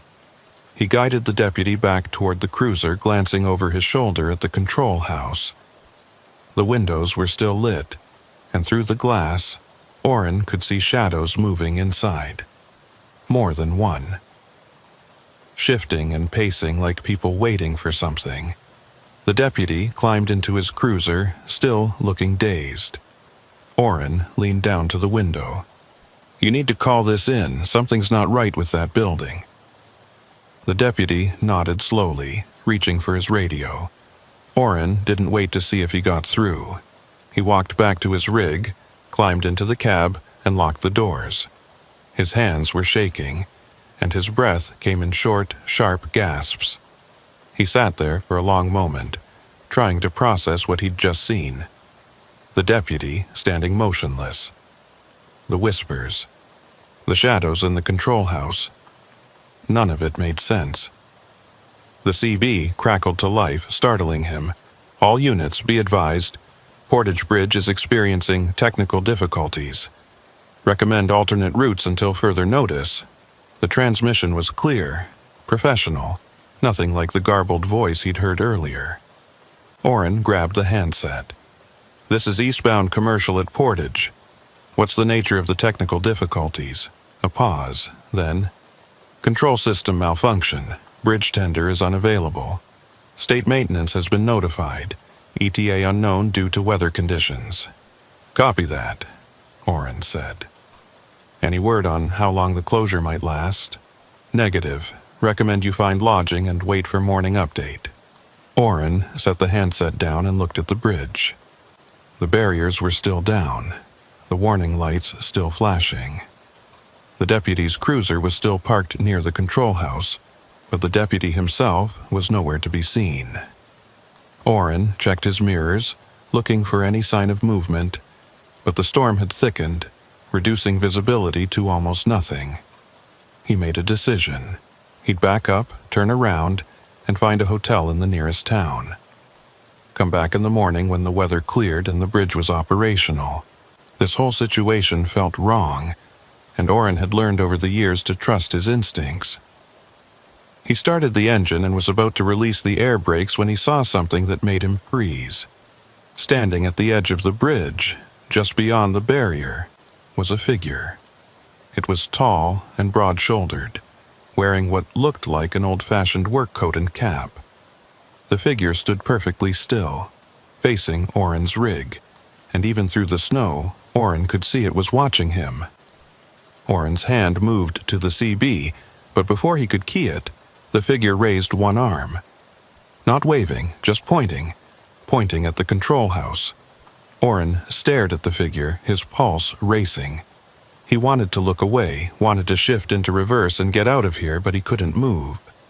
The figure lowered its arm and took a step forward, then another, moving toward the rig with slow, deliberate steps.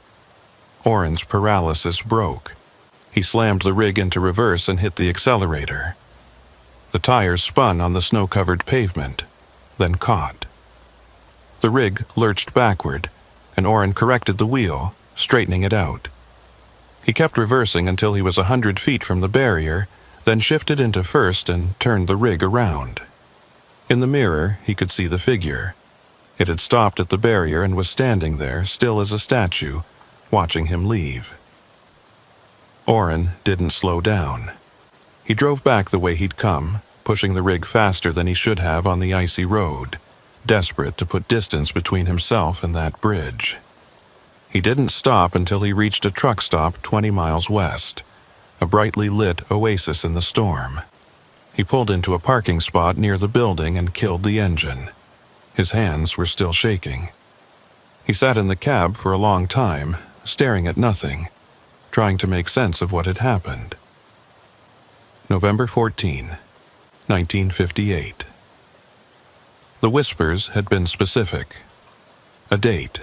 Orrin pulled out his phone and searched for information on Portage Bridge and that date. The signal was weak, but after a few minutes, a result loaded. It was a newspaper article from November 1958. The headline read, "Bridge Tender Missing After Midnight Shift." Orrin read the article with growing unease. A woman named Mavis O'Rourke had been working the midnight shift at Portage Bridge on November 14th when she disappeared. Her coat and thermos were found in the control house, but she was never seen again. The article mentioned that the bridge had experienced mechanical problems that night, with the barriers activating on their own and the deck raising and lowering without input. A search of the bay had turned up nothing. Orrin set the phone down and stared at the darkened windshield. Mavis O'Rourke, November 14, 1958. The whispers had been her shift notes, her routine, looping endlessly in that control house. And the figure on the bridge. Was that her too? Or someone else? Someone who'd been waiting in that control house for 66 years? Orrin didn't have answers. But he knew one thing with absolute certainty. He wasn't going back to that bridge. Not tonight, not ever. He climbed out of the cab and walked into the truck stop, needing warmth, light, and the presence of other people. He ordered coffee and sat at a booth near the window, watching the snowfall and thinking about the deputy's blank expression and the shadows moving in the control house. Outside, the storm continued to rage, and somewhere in the darkness, Portage Bridge waited. Barriers down, lights flashing, a ghost keeping vigil over an empty span, calling out shift notes to anyone who would listen. Orrin didn't sleep that night. He tried, renting a room at the motel attached to the truck stop, but every time he closed his eyes, he saw the deputy's blank face and the figure standing on the bridge. At 3 a.m., he gave up and went back down to the truck stop restaurant, ordering breakfast and more coffee while the night shift waitress eyed him with tired sympathy. By dawn, the storm had passed. The sky was clear and pale blue, and the world outside was buried under 14 inches of fresh snow. Plows were already out, their orange lights flashing as they worked to clear the highways. Orrin sat at his booth and watched the sun rise, painting the snow gold and pink, and tried to decide what to do. The logical choice was to call the dispatcher, explain that the bridge was closed, and request reassignment to a different route. The company would understand. Weather delays happened. But something nagged at him, a stubborn curiosity he couldn't quite shake. What had happened in that control house? And who was the figure on the bridge? At 7 o'clock, his phone rang. It was the dispatcher. "Kepler, what's your status? You were supposed to check in last night." "Bridge was closed," Orrin said. "Portage Bridge, mechanical issues. I'm at a truck stop about 20 miles west." "Yeah, we got the alert. Bridge reopened at 0600 this morning. State crew cleared it. You're good to proceed." Orrin felt his stomach tighten. "It's open. You sure?" "That's what the traffic report says. Why? You have a problem with it?" Orrin hesitated. How could he explain what he'd seen without sounding crazy? No problem. I'll head out now." "Good. Client's expecting delivery by noon. Don't be late." The dispatcher hung up. Orrin set the phone down and stared at his cold coffee. The bridge was open, cleared by a state crew, which meant someone had been in that control house this morning, reset the barriers, and checked the systems. Someone who presumably hadn't encountered any whispers or shadows or figures in vintage work clothes. Maybe he'd imagined it. Maybe the stress and the storm and the isolation had combined to create something that wasn't there. The deputy had seemed normal by the time Orrin left, hadn't he? Maybe the whole thing had been a shared hallucination, carbon monoxide or some other environmental factor. Orrin paid his bill and walked out to the rig. The parking lot was half empty now, most of the overnight trucks already back on the road. He climbed into the cab, started the engine, and sat for a moment, hands on the wheel. He could take an alternate route, add 2 hours to the trip but avoid the bridge entirely. Or he could push forward, cross in broad daylight with clear weather, and prove to himself that there was nothing to fear. He chose the latter. He pulled out of the truck stop and headed east, following the plowed highway back toward Portage Bridge. The roads were clear, the sky was bright, and the lake stretched out to his right like a vast sheet of wrinkled ice. Everything looked normal, safe. It took him 30 minutes to reach the bridge approach. As he crested the hill and the bridge came into view, Orrin felt his pulse quicken. The barriers were up, the warning lights were off. The bridge looked exactly as it should, a functional piece of infrastructure connecting one stretch of highway to another. He slowed as he approached, scanning the control house. The windows were dark now, no lights visible. The door was closed. There were tire tracks in the snow near the building, evidence of the state crew's visit. Everything looked normal. Orrin eased the rig onto the bridge. The deck was solid, recently plowed, with just a thin layer of snow remaining. He could feel the slight vibration of the structure beneath him as the weight of the rig pressed down on the old framework. The bay stretched out on either side, gray water visible through gaps in the ice that had formed along the edges. He was halfway across when he noticed something odd. Scratched into the snow on the deck, just ahead of his lane, were marks. Not tire tracks. Letters. Someone had written something in the snow, the lines thin and precise, like they'd been drawn with a stick or a finger. Orrin slowed almost to a stop, trying to make out the words. The marks were faint, already starting to fill in with drifting snow, but he could read them clearly enough. Shift change midnight. Orrin's blood ran cold. He glanced at the control house as he passed.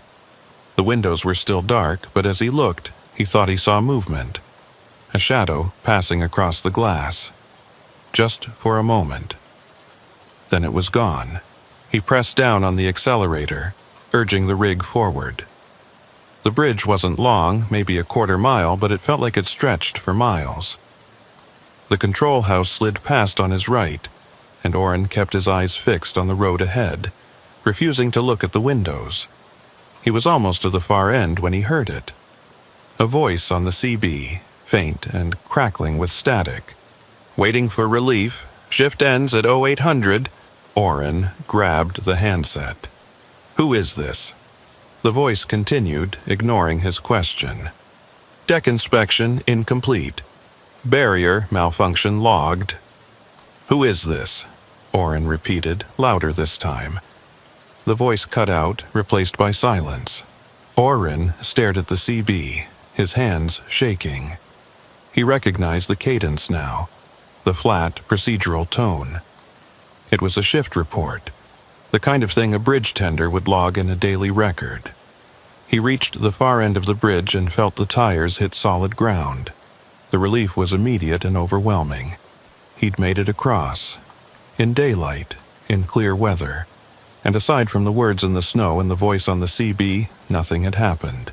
He pulled over at the first turnout, a small rest area about a mile past the bridge. He needed to collect himself, needed to process what he'd just experienced. He set the air brakes and climbed out of the cab, pacing in the snow, his breath fogging in the cold air. This was real, not a hallucination, not carbon monoxide. Something was happening on that bridge. Something connected to Mavis O'Rourke and her disappearance in 1958. But what? And why was it manifesting now, 66 years later? Orrin pulled out his phone and searched for more information. He found another article, this one from December 1958. It described how the search for Mavis O'Rourke had been called off after 2 weeks with no leads. The article mentioned that she'd been a reliable employee, never missed a shift, and had no reason to disappear. Her family had been interviewed, but they had no answers. There was a quote from the bridge superintendent at the time. Mavis was scheduled to work until 8 a.m. on the morning of November 15th. Her relief never showed up due to the storm. She was last heard on the radio at 7:45, reporting normal conditions. By the time the day shift supervisor arrived at 9, the control house was empty. Orrin read the quote again. Her relief never showed up. She'd been waiting for someone who never came, stuck in that control house during a storm, alone. And then she'd vanished. He looked back toward the bridge. From this distance, it was just a dark line against the pale sky. But he could still see the control house, a small square shape at the center of the span, and even from here, even in full daylight, it looked wrong, like a wound in the landscape that had never healed. His phone rang, startling him. The dispatcher again. "Kepler, you crossed that bridge yet?" "Yeah, just cleared it." "Good, keep moving. Weather's supposed to turn again this afternoon. I want you in Sault Ste. Marie before it hits." "Copy that," Orrin said. He was about to hang up when a thought occurred to him. "Hey, you know anything about the history of Portage Bridge?" The dispatcher paused. "What kind of history?" "Anything unusual? Accidents, incidents, that sort of thing?" "Why? You see something out there?" Orrin hesitated. "No, just curious." "Well, I don't keep a bridge history database, Kepler, but I know it's old. 50s, I think." They've been talking about replacing it for years, but the state keeps pushing it back. Budgets, you know. Why? No reason. Just making conversation. Save it for your delivery. Call me when you're unloaded. The dispatcher hung up. Orrin stood in the cold, staring at his phone. The bridge was old, scheduled for replacement, which meant it wouldn't be there much longer. Maybe that was why things were stirring. Maybe Mavis O'Rourke's presence, or whatever was left of it, knew the bridge's days were numbered. Orrin climbed back into the cab and pulled onto the highway. He drove east, following the coast of Lake Superior, and tried to focus on the road, but his mind kept drifting back to the control house, to the whispers, to the figure standing on the bridge. He reached Sault Ste. Marie by 11 and made his delivery without incident. The warehouse crew unloaded the machine parts, and Orrin signed the paperwork, chatting briefly with the foreman about the storm and the road conditions. Normal trucker talk, grounding. But as he climbed back into the cab and prepared to head out, his phone buzzed with a text message. Unknown number. He opened it. The message was simple. Don't cross at night. Orrin stared at the screen. He didn't recognize the number, and the area code was local to the region but not specific enough to trace. He typed a reply. Who is this? The response came immediately. Someone who knows. Orrin's hands tightened on the phone. Knows what? What happened to Mavis? What happens to anyone who stays too long? Orrin felt a chill run through him. Are you the deputy? Bram Ellington? No, but I was there. Long time ago. Who are you? The phone stayed silent for a long moment, then, doesn't matter. Just don't cross at night. Not Portage. Not in winter. The bridge remembers. Orrin typed furiously. Remembers what? What happened to Mavis? She waited, and waiting was the mistake. The phone went silent. Orrin waited for another message, but nothing came. He tried calling the number, but it went straight to a generic voicemail that wouldn't accept messages. He sat in the cab staring at the screen, his mind racing. Someone who knows. Someone who was there. That meant someone who'd experienced the same thing Orrin had. Someone who'd encountered whatever haunted that control house and lived to warn others. Orrin made a decision. He wasn't going back across Portage Bridge. Not today, not in the dark. He'd take the long route, the inland highway that looped north around the bay.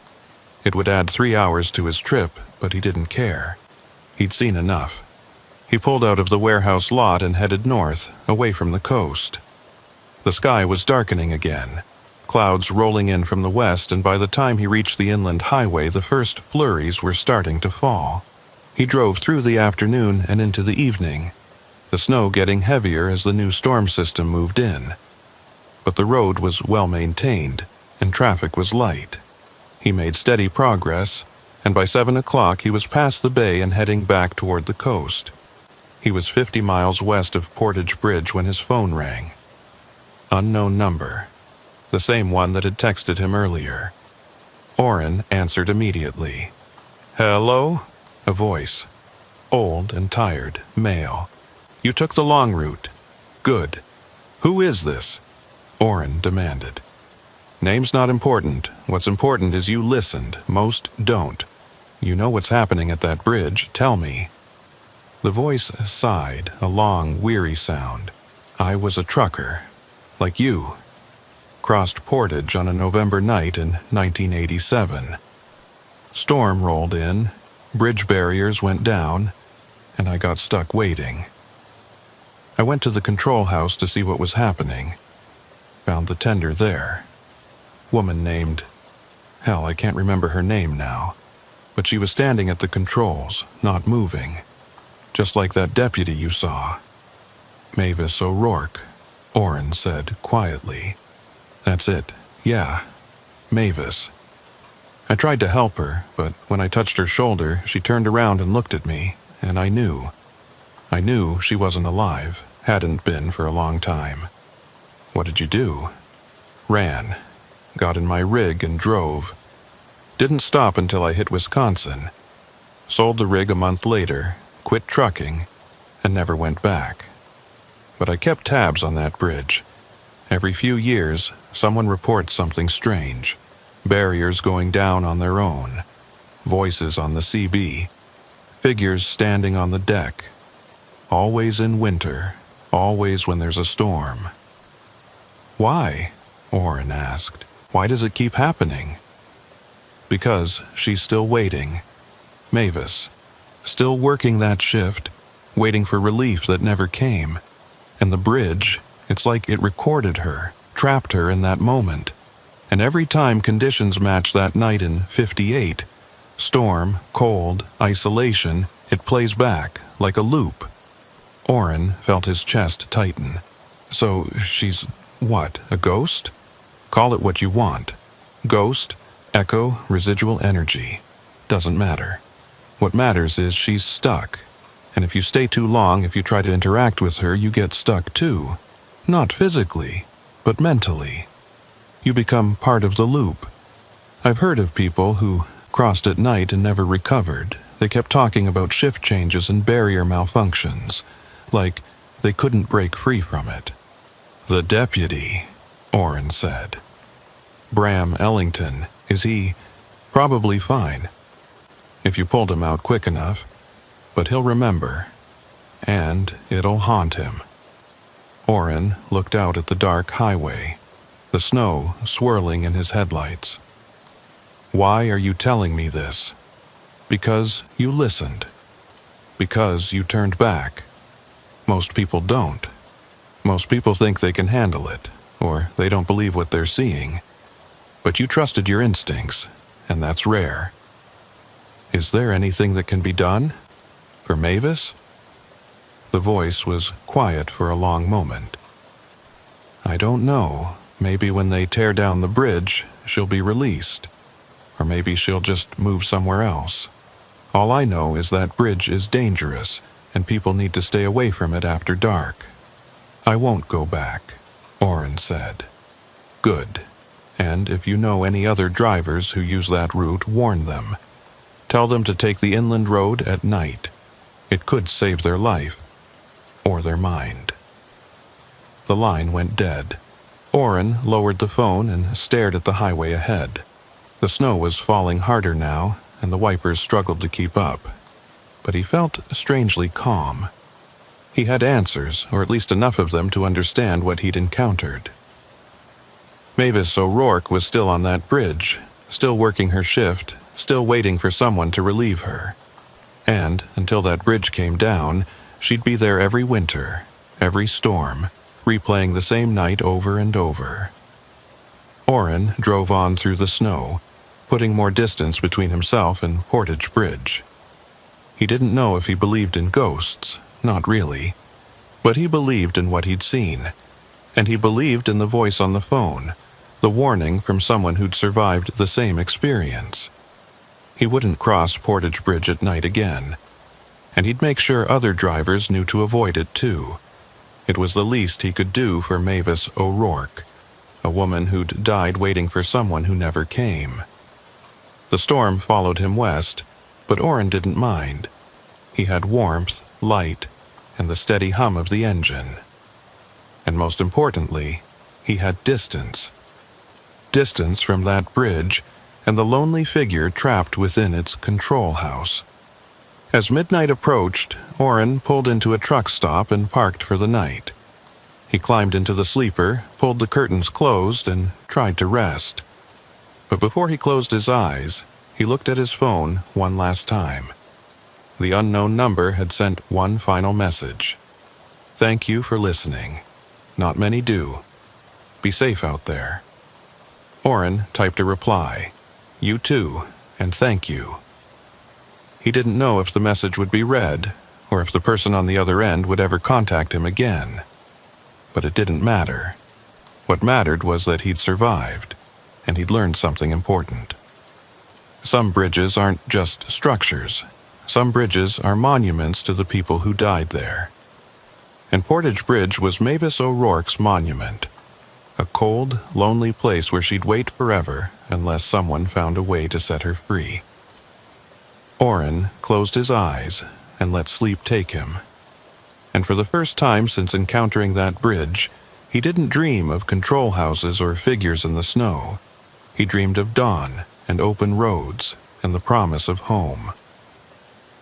3 weeks passed before Orrin had to drive through the Lake Superior region again. He'd taken jobs that kept him south and west, hauling freight through Wisconsin and Minnesota, but always avoiding the coastal routes. The dispatcher had noticed. She'd called him twice asking why he kept requesting alternative assignments, and Orrin had given vague answers about preferring inland highways during winter months. She hadn't pressed the issue, but he could hear the skepticism in her voice. The truth was, he couldn't stop thinking about Portage Bridge. About Mavis O'Rourke standing in that control house, trapped in an endless loop of waiting. About the deputy's blank expression and the figure on the bridge pointing at him through the snow. And most of all, about the anonymous caller's warning. If you stay too long, you become part of the loop. Orrin had done more research in those 3 weeks. He'd found old county records online, news archives, even a few forum posts from other truckers who'd had strange experiences at Portage Bridge. The stories were remarkably consistent. Barriers going down without explanation. Voices on CB radios reporting shift changes and mechanical problems. Figures standing on the bridge deck in vintage work clothes. All of it happening in winter, during storms, late at night. One post had particularly caught his attention. It was from a user named Lake Hauler 73, posted 6 years ago. Crossed Portage at 2 a.m. during a blizzard. Barriers were down, but deck was clear. Went to control house to check. Found it empty, but heard someone moving around upstairs. Building only has 1 floor. Got out of there fast. Anyone else experience this? The replies were a mix of skepticism and confirmation. Some people dismissed it as paranoia or fatigue. Others shared similar stories, dating back to the early 2000s, the 90s, even the 80s. Always the same bridge. Always winter. Always at night. Orrin had saved the forum thread and read it multiple times, looking for patterns. He noticed that encounters seemed to increase in November, around the anniversary of Mavis O'Rourke's disappearance, and they always involved people who stopped at the bridge for an extended period. Quick crossings, even at night, rarely resulted in anything more than a feeling of unease. But anyone who lingered, who tried to investigate or wait out a closure, reported much more intense experiences. Now, in mid-December, Orrin had a problem. The company had a contract for a rush delivery to Sault Ste. Marie, and with several drivers out sick with flu, he was the only one available who knew the route. The dispatcher had been clear. This wasn't optional. The client was paying premium rates for overnight delivery, and the company needed someone reliable. Orrin had tried to negotiate. Could he take the inland route and arrive in the morning instead? No, the dispatcher said. The delivery window was 6 to 8 a.m., and the inland route would get him there too late. Could someone else take it? No, everyone else was either already on assignment or lacked the necessary certifications for the cargo, medical equipment that required special handling. So Orrin had accepted the job, knowing exactly what it meant. He'd be driving the coastal route at night, in December, with Portage Bridge directly in his path. His only consolation was that the weather forecast looked clear. No storms predicted, just cold and calm. Maybe, he thought, if conditions didn't match that night in 1958, nothing would happen. Maybe he could cross without incident. He left at 4 p.m., giving himself plenty of buffer time. The rig was loaded with hospital equipment. Imaging machines, surgical tools, monitoring devices, all of it worth more than Oren's annual salary. He'd done the pre-trip inspection twice, checking every strap and seal, making sure nothing could shift in transit. The drive started smoothly. The sun set around 5:30, and Oren continued east into the darkness, his headlights cutting through the night. The roads were clear and dry, the temperature hovering just below freezing. He made good time, stopping once for fuel and a quick bathroom break, then pushing on toward the coast. He reached the Lake Superior shoreline around 8 p.m. The moon was nearly full, casting silver light across the frozen landscape. The lake stretched out to his right, vast and dark, with ice formations along the shore that glittered in the moonlight. It was beautiful in a stark, lonely way, the kind of beauty that reminded you how small and insignificant you were in the face of nature's scale. Oren turned on the CB, keeping the volume low, listening to the scattered chatter of other truckers on the road. Most of it was mundane: weather reports, traffic updates, complaints about dispatchers and tight schedules. Normal, grounding. He let the voices wash over him, a reminder that he wasn't alone out here. At 9:15 he saw the sign, Portage Bridge, 5 miles. His hands tightened on the wheel. This was it. In 5 minutes he'd be approaching the bridge. In daylight he'd crossed it without serious incident, just the words in the snow and the voice on the CB. At night, though, that was when things got dangerous. That was when Mavis O'Rourke's presence was strongest. Oren checked the time, 9:17 p.m. If he maintained his current speed, he'd reach the bridge around 9:22. Cross it in 2 minutes, maybe 3. Be on the other side by 9:25, quick and clean. No lingering, no stopping, no investigating. Just drive across and keep going. The CB crackled. Eastbound traffic, be advised, Portage Bridge is clear, all systems normal. A standard traffic update. Nothing unusual. Oren keyed the handset. Copy that. This is eastbound commercial approaching Portage. Any other traffic in the area? Silence. Then, negative, eastbound. You're the only one showing on this stretch. Roads are quiet tonight. Copy. Thanks. Oren hung up the handset and focused on the road. He could see the glow of the bridge lights now, a faint yellow haze above the tree line. His pulse was starting to quicken, his breathing getting shallow. He forced himself to stay calm. It was just a bridge, steel and concrete, nothing more. He crested the hill and the bridge came into full view. The barriers were up. The deck was level. The control house sat at the center of the span, its windows dark, just like they should be at this hour. Everything looked normal, exactly as it should. Oren eased the rig down the approach, his speed dropping to 40, then 35. The deck was clear, no ice visible, no obstacles. The moonlight made everything look surreal, casting sharp shadows from the bridge's framework that stretched across the roadway like dark fingers. He was 50 feet from the bridge entrance when the CB crackled again. Shift change at midnight. Oren's blood ran cold. The voice was faint, threaded with static, but unmistakable. The same flat, procedural tone he'd heard 3 weeks ago. Mavis O'Rourke, logging her shift notes into the void. He grabbed the handset, his heart pounding. Who is this? Identify yourself. The voice continued, ignoring him. Barrier malfunction logged. Awaiting maintenance. Deck inspection incomplete. Oren's eyes darted to the control house. The windows were still dark. No lights. No movement. But the voice on the CB was clear, getting stronger as he approached the bridge. He had a choice. He could stop, turn around, refuse to cross, take the inland route and deal with the consequences. A late delivery, an angry client, maybe even a reprimand from the company. Or he could push forward, cross quickly, and hope that speed would protect him from whatever haunted this bridge. Oren made his decision. He pressed down on the accelerator and drove onto the bridge. The moment the front tires touched the deck, the temperature in the cab dropped.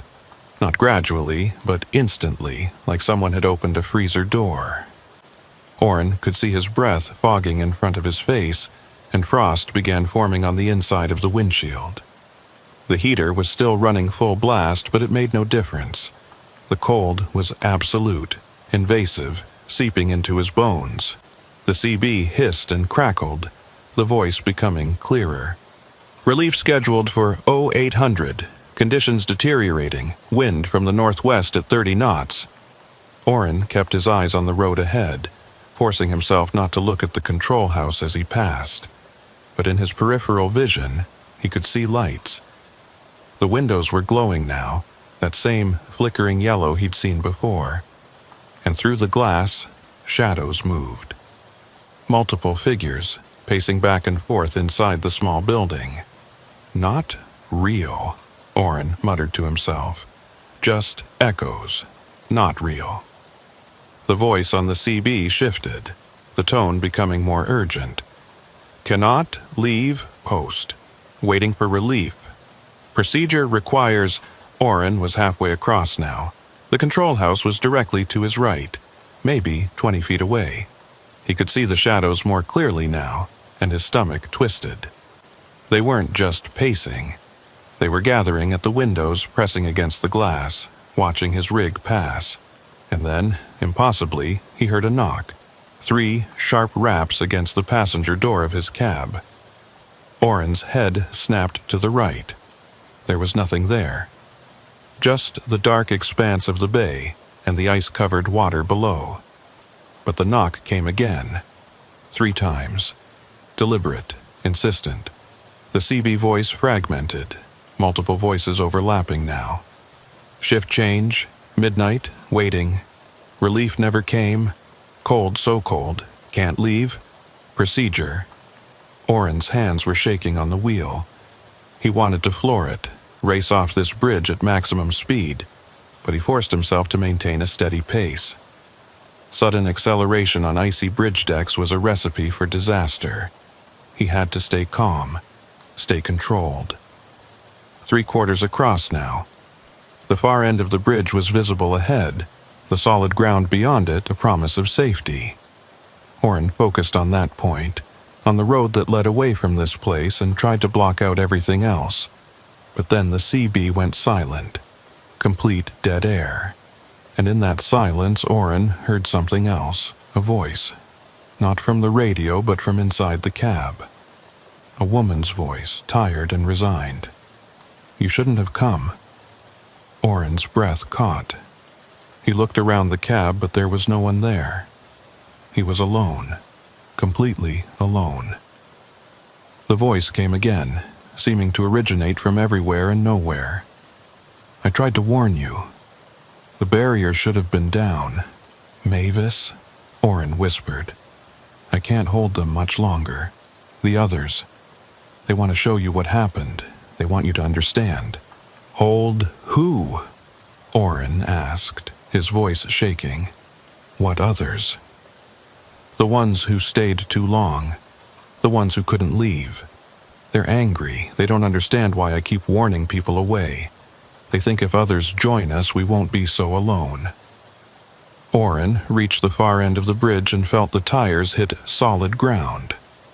The temperature in the cab immediately began to rise. The frost on the windshield started to melt.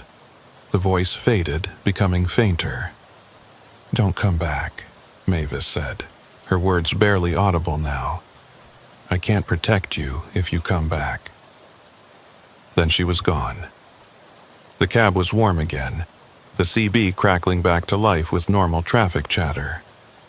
Oren pulled over at the first turnout and killed the engine, his entire body shaking. He sat in the darkness trying to process what had just happened. Mavis O'Rourke had spoken to him, not through the CB, not through whispers in a control house, but directly. As if she'd been sitting right next to him in the cab. And she'd said she'd been trying to warn him, trying to protect him from the others. The others?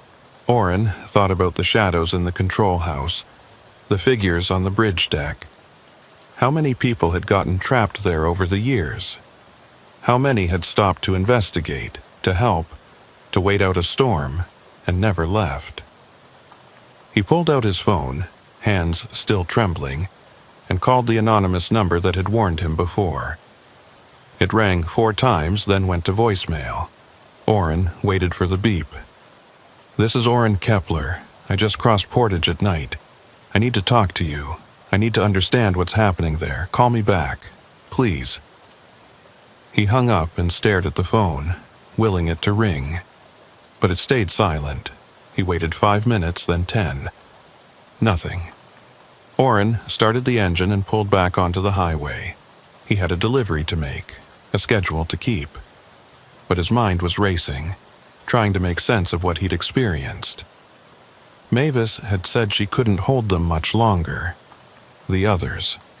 Which meant there was some kind of conflict happening on that bridge, between Mavis and the other trapped souls. She was trying to warn people away, trying to prevent more people from joining them. But the others wanted company, wanted to share their fate. The thought was terrifying. Not just that people could get trapped on that bridge, but that there was an active force trying to trap them, trying to pull them into that endless loop of waiting and cold and isolation.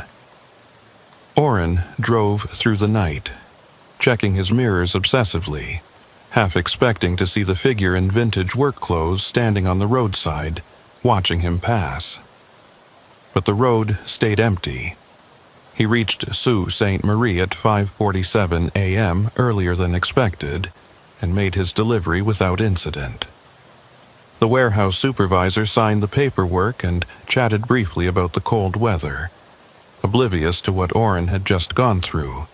Orrin smiled and nodded, making the appropriate responses, but his mind was elsewhere. On the bridge, on Mavis, on the others who were trapped there. After the delivery was complete, Orrin sat in his cab and made a decision.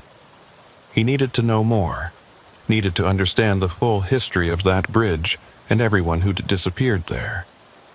If Mavis was trapped, if others were trapped with her, maybe there was something that could be done.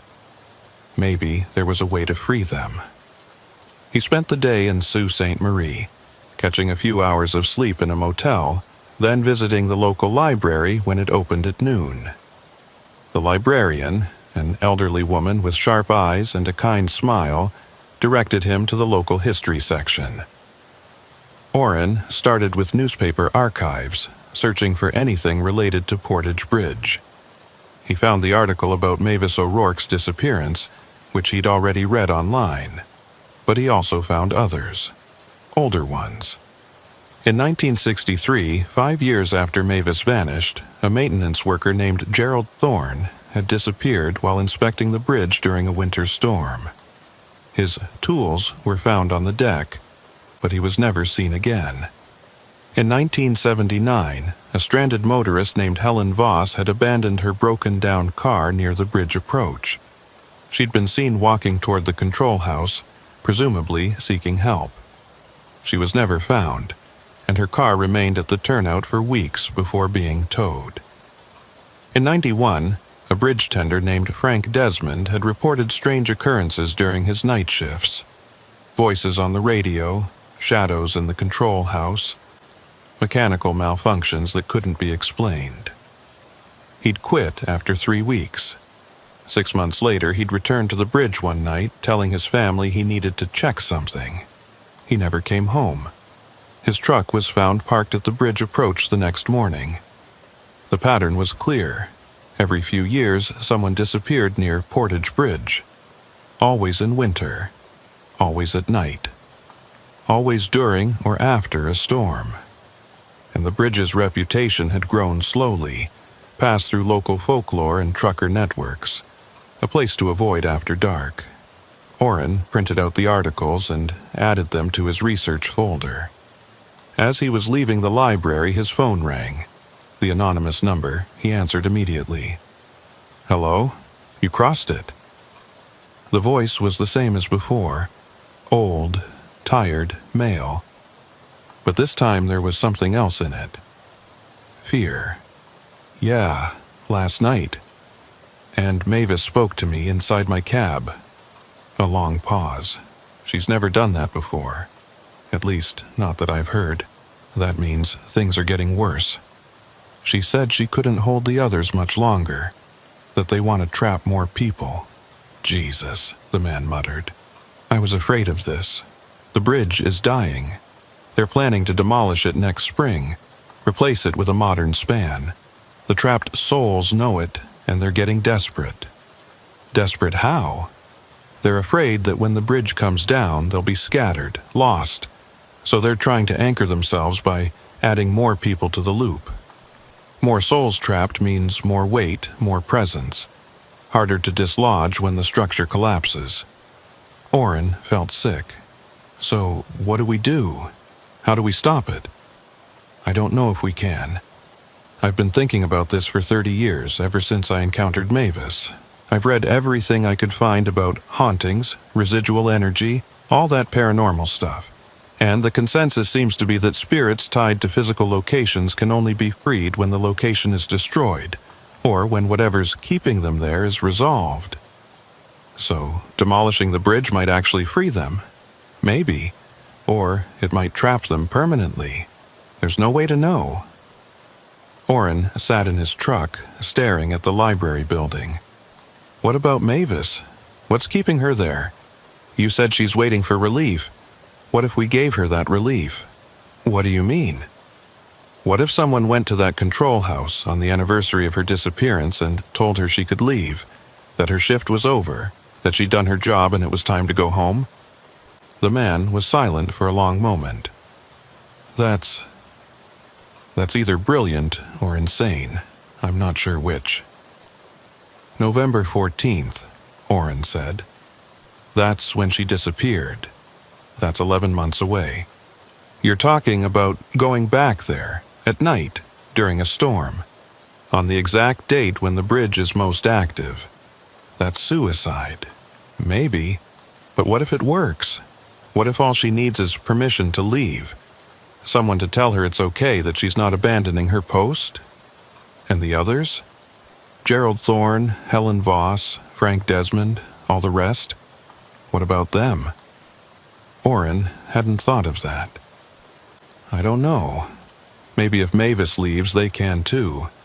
Maybe she's the anchor holding them all there. Or maybe they'll be so angry that someone's trying to take her away that they'll kill you before you can finish. You saw how they reacted to you just passing through. Imagine what they'd do if you actually tried to interfere. Oren rubbed his face. The man was right. It was dangerous, possibly fatal. But the alternative was doing nothing, letting the bridge be demolished with all those souls still trapped inside, desperate and afraid. I need to think about this, Oren said finally. But thank you for warning me, for calling back. I know you're risking something by helping me. Just be careful, the man said. I've lived with the memory of that night for 30 years. I don't want to add you to the list of people who disappeared at Portage Bridge. He hung up. Oren sat in the truck stop parking lot as the sun set, watching the sky turn from blue to orange to deep purple. He had 11 months to decide, 11 months to prepare, and if he chose to go through with it, 11 months to figure out how to free a woman who'd been waiting for relief for 67 years. The road stretched out ahead of him, dark and uncertain. But Oren knew one thing for certain. He couldn't just walk away from this. Couldn't just avoid the bridge and pretend he didn't know what was happening there. Mavis O'Rourke had tried to protect him, had warned him away even while the others tried to trap him.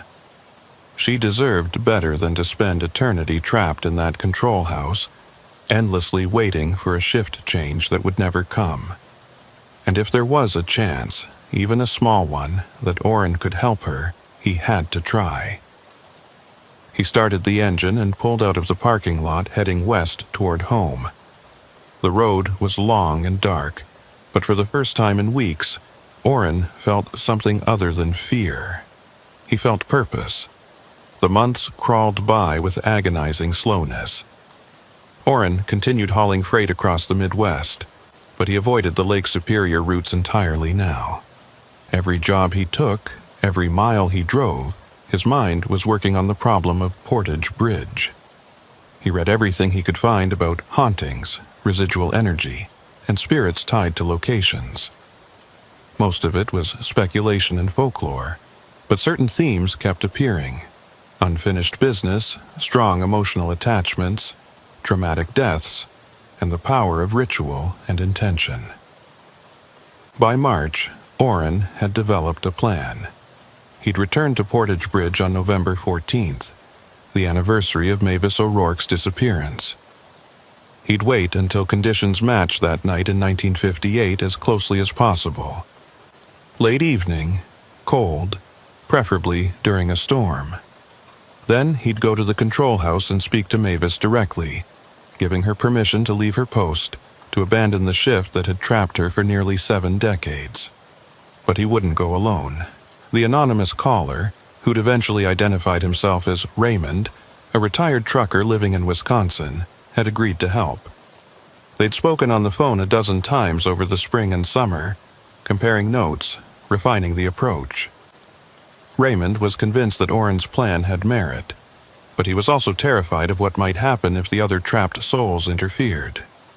"You need to understand something," Raymond had said during one of their calls. "Mavis is the strongest presence on that bridge because she was the first. She's been there the longest and her attachment is the deepest. But the others, Gerald, Helen, Frank, and whoever else is trapped there, they're desperate. They've been isolated for years, some for decades. If they think you're trying to take Mavis away from them, they'll fight back." "How?" Orrin had asked. "What can they actually do?" "I don't know exactly. But Frank Desmond went back to that bridge voluntarily, remember? He quit his job because of what he experienced there, but something pulled him back. Something convinced him to return, and he never left. That tells me they have some kind of influence, some way of manipulating people's thoughts or decisions." The thought had haunted Orrin. What if he got to the bridge and found himself unable to leave? What if the voices and the cold and the overwhelming sense of isolation convinced him to stay, to join them in their endless vigil? By October, Orrin had made his preparations. He'd filed for a week of personal time starting November 13th. He'd stocked his rig with supplies: extra food, water, blankets, a portable heater, flares, and a satellite phone with GPS tracking. He'd written letters to his sister and his ex-wife, sealed them, and left them with Raymond with instructions to mail them if he didn't return by November 16th. He'd also done something else. He'd tracked down Mavis O'Rourke's family. It hadn't been easy. Most of her immediate relatives were dead, and those who remained had scattered across the country. But he'd finally located a nephew, Thomas O'Rourke, living in a nursing home in Green Bay. Thomas was 91 years old, his memory fading, but he remembered his Aunt Mavis clearly. She was kind, Thomas had told Orrin during their phone conversation. Responsible. She took that job seriously, you know. Bridge tender wasn't glamorous work, but she treated it like it mattered. She'd tell us stories about the ships that came through, the crews she'd talked to on the radio. She loved that bridge. "Do you know what happened to her?" Orrin had asked gently.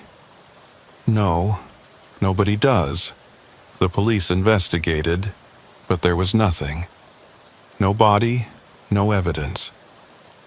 She just vanished. My mother, Mavis's sister, always believed something had happened on that bridge. An accident, maybe, or foul play. But there was never any proof. If you could tell Mavis something now, what would it be?" Thomas had been quiet for a long moment. "I'd tell her we missed her, that we never forgot her, and that it's okay to rest now. She doesn't have to keep working. She can come home.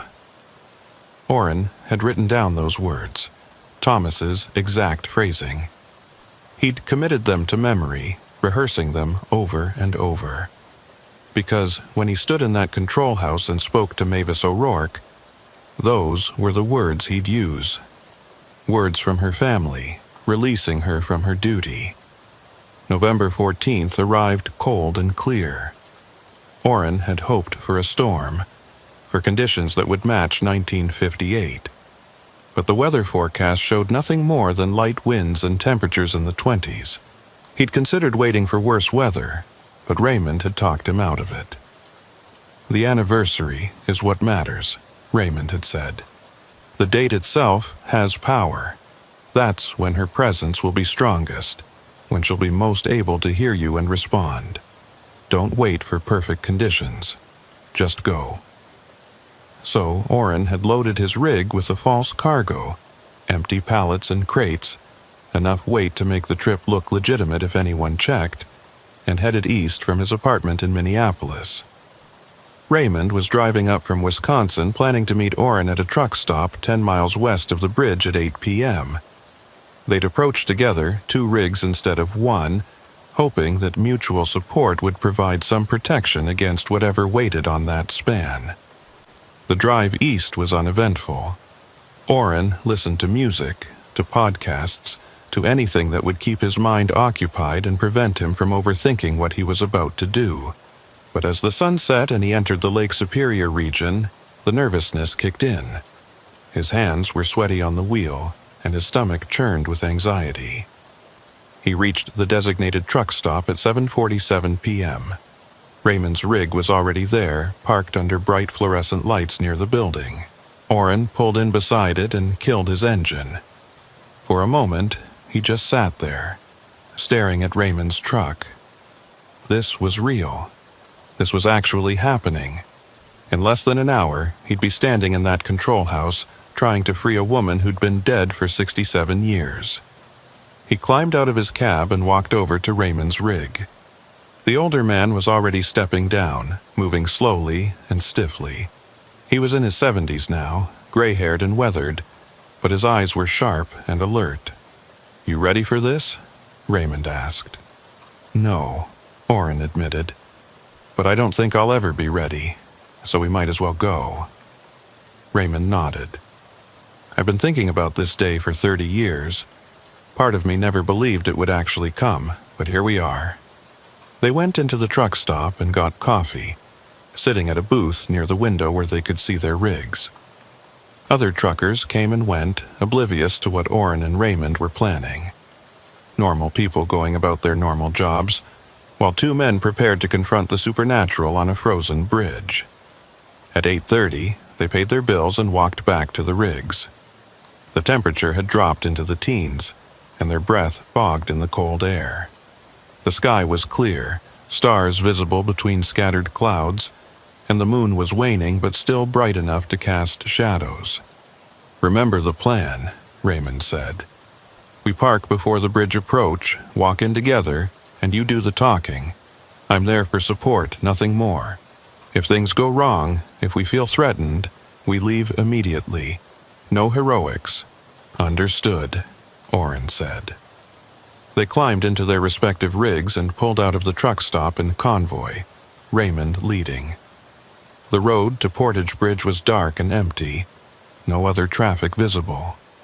As they drove, Orrin kept his eyes on Raymond's taillights, using them as a focal point to keep his mind from spiraling into fear.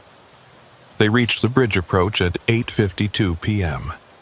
Raymond pulled over at the same turnout where Orrin had stopped months ago, and Orrin parked behind him. They killed their engines and climbed out, the sudden silence oppressive after hours of road noise. The bridge stretched ahead of them, illuminated by regularly spaced lights along its length. The control house sat at the center, dark and silent. The bay below was partially frozen, sheets of ice extending from both shores with open water visible in the middle. Everything looked normal. Peaceful, even. "You feel anything?" Raymond asked quietly. Orrin concentrated. There was something in the air, a tension or expectancy that he couldn't quite name, but nothing overtly threatening. Not yet. It's still early. Mavis disappeared around midnight, according to the reports. We might need to wait. They decided to wait in Raymond's rig, which had a more comfortable sleeper cab and a better heater. They climbed in and settled onto the bunk, speaking in low voices, comparing observations and steeling their nerves. At 9:30, the temperature began to drop. Not outside. Inside the cab. Raymond noticed it first, his breath suddenly visible.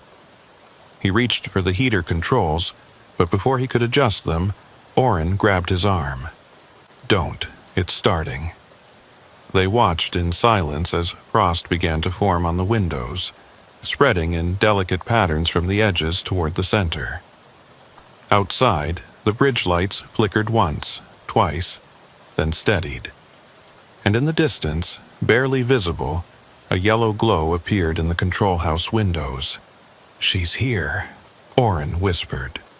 They climbed out of the cab and stood beside the rig, staring at the bridge. The control house lights were steady now, that same flickering yellow Orrin had seen before. And as they watched, a figure appeared in one of the windows, tall and indistinct, moving back and forth inside the small building. "Time to go," Raymond said, his voice tight with fear. They walked toward the bridge, their boots crunching in the snow that had accumulated on the shoulder. As they approached the entrance, Orrin felt the air grow colder, denser, like they were walking into a wall of ice. His lungs ached with each breath, and his exposed skin burned from the cold. The CB in Raymond's rig crackled to life behind them, the sound carrying clearly in the still air. "Shift change at midnight, waiting for relief, deck inspection incomplete," Mavis's voice repeating her logs. Orrin forced himself to keep walking. They stepped onto the bridge deck, and immediately the world changed. The modern highway lights dimmed, their illumination seeming to recede, and in their place, older lights appeared. Incandescent bulbs and vintage fixtures, casting a yellower, harsher glow.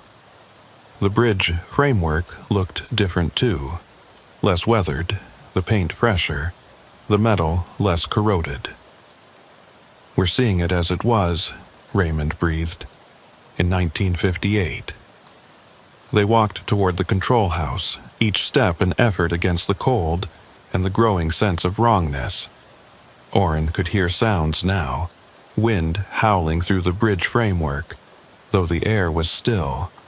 Ice creaking and groaning, though the bay was only partially frozen. And underneath it all, whispers. Multiple voices, overlapping and unintelligible. They were 20 feet from the control house when the door opened. A woman stepped out.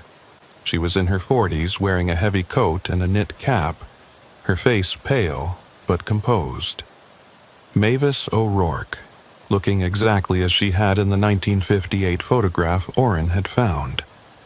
She looked at them without surprise, as if she'd been expecting them. "You shouldn't be here," she said, her voice clear but distant, like it was coming from the bottom of a well. "It's not safe. The others are agitated tonight." "We came to help you," Orrin said, his voice shaking from cold and fear. "We came to tell you that you can leave." Mavis shook her head slowly. "I can't leave. I'm waiting for my relief. Procedure requires—" "Your relief isn't coming," Orrin interrupted gently. "It's been 67 years, Mavis. November 14th, 1958 was the last night you worked. You've been waiting all this time, but you don't have to anymore." She stared at him, confusion crossing her pale features. 67 years? That's not... I've only been here for a few hours. It's still November 14th. For you, yes. But for the rest of the world, decades have passed. Your family is gone, Mavis. But I spoke to your nephew Thomas before his memory started to fade. He asked me to tell you something. Mavis's eyes widened slightly. Thomas? Little Thomas? He's 91 now, and he wanted you to know that your family missed you, that they never forgot you, and that it's okay to rest now. You don't have to keep working. You can come home. For a moment, something shifted in Mavis's expression. A flicker of recognition, of understanding, of hope. But then her face hardened, and she shook her head violently. No, I can't. If I leave, who will operate the bridge? Who will manage the shifts? The procedure is clear. The bridge doesn't need you anymore, Raymond said, speaking for the first time. I'm sorry, Mavis, but you died that night. You've been trapped here ever since, replaying the same shift over and over. But you can stop now. You can let go. The control house door slammed open, and more figures emerged. 3 of them, 2 men and a woman, all wearing clothing from different eras. Orrin recognized them from his research. Gerald Thorne in his maintenance coveralls from the 60s, Helen Voss in her 70s-era parka, and Frank Desmond in a 90s-style bridge tender uniform. They moved to stand behind Mavis, their faces expressionless, their eyes glassy and unfocused. But there was hostility in their postures, a clear message. Leave her alone. You can't have her, Gerald said, his voice flat and mechanical. She's ours. We need her. She's the only thing keeping us together, Helen added. If she leaves, we'll scatter. We'll be alone. You're already alone, Orrin said, trying to keep his voice steady. All of you are trapped in your own moments, your own traumas. Mavis is trapped waiting for relief. Gerald, you're trapped in whatever happened during your inspection. Helen, Frank, the same. You're not really together. You're just haunting the same space. Shut up, Frank snarled, his face twisting with anger. You don't know what it's like, the cold, the silence, the endless waiting. At least, when we're near each other, we're not completely alone. If Mavis leaves, that connection breaks. Then leave with her, Raymond said. All of you. Whatever's keeping you here, let it go. Find peace. The 3 figures laughed, a harsh, bitter sound that echoed across the frozen bay. Peace, Gerald said. We tried to leave. We can't. We're bound to this bridge, to our deaths. The only way we could ever escape is if... He stopped abruptly, and all 3 figures turned their heads in unison, looking at something behind Orrin and Raymond. The 2 men spun around. Standing on the bridge deck, blocking their path back to the rigs, was another figure. This one was different from the others, larger, more solid-looking, and radiating a palpable sense of malevolence. It wore a heavy coat and a foreman's hat, and its face was twisted in a permanent expression of rage. That's not possible, Raymond whispered. That's Callahan, Mavis said quietly. The construction foreman. He died during the bridge building in 1953. He was the first. The figure, Callahan, began walking toward them, each step deliberate and threatening. You shouldn't have come here, it said, its voice like grinding metal. This bridge is mine. These souls are mine. And now you'll join them. Orrin felt panic rising in his chest. This was worse than he'd imagined.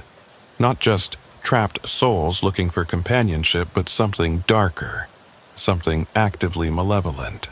A spirit that didn't just haunt the bridge, it claimed it, owned it.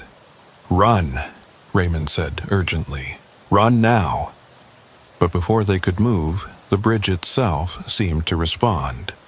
The deck beneath their feet tilted slightly, throwing them off balance. The framework groaned and creaked, sounds that shouldn't be possible from a stable structure. And the temperature dropped even further, so cold that Orrin felt his lungs seizing, unable to draw breath. Mavis stepped forward, positioning herself between them and Callahan. No, she said firmly. You can't have them. They came to help, not to harm. Callahan's expression twisted further. You dare defy me? I made you what you are. I gave you purpose. Without me, you're nothing. You didn't make me, Mavis said, her voice growing stronger. You trapped me. You and this cursed bridge. I stayed because I thought it was my duty, my responsibility. But it wasn't. It was your manipulation, your need to collect souls to feed your anger. She turned to face Orrin and Raymond, and for the first time, her expression was clear and focused. You were right. I can leave. I should have left 67 years ago, but I was afraid. Afraid of abandoning my post, afraid of failing in my duty. Callahan used that fear to trap me here. Don't listen to her, Gerald said desperately. Mavis, if you leave, we'll fade. We need you. No, Mavis said gently. You need to let go too, all of you. Callahan has been lying to us, telling us we're bound here forever. But we're not. We're only bound by our own fear and guilt and unfinished business. And that can be released. She looked at Orrin. Thomas really said I could come home? Orrin nodded, tears freezing on his cheeks. He did. Your family loved you, Mavis. They want you to rest. Mavis smiled, a genuine expression that made her face look younger, more alive. Then I'm going home. My shift is over. She turned and walked toward the edge of the bridge, toward the railing overlooking the frozen bay. Callahan roared and lunged toward her, but she was faster. She climbed onto the railing, balanced there for a moment, and looked back at the other trapped souls. You can all leave too. Just let go. Stop replaying your deaths and choose to move on. Then she stepped off the railing and fell into the darkness below. The effect was immediate and catastrophic.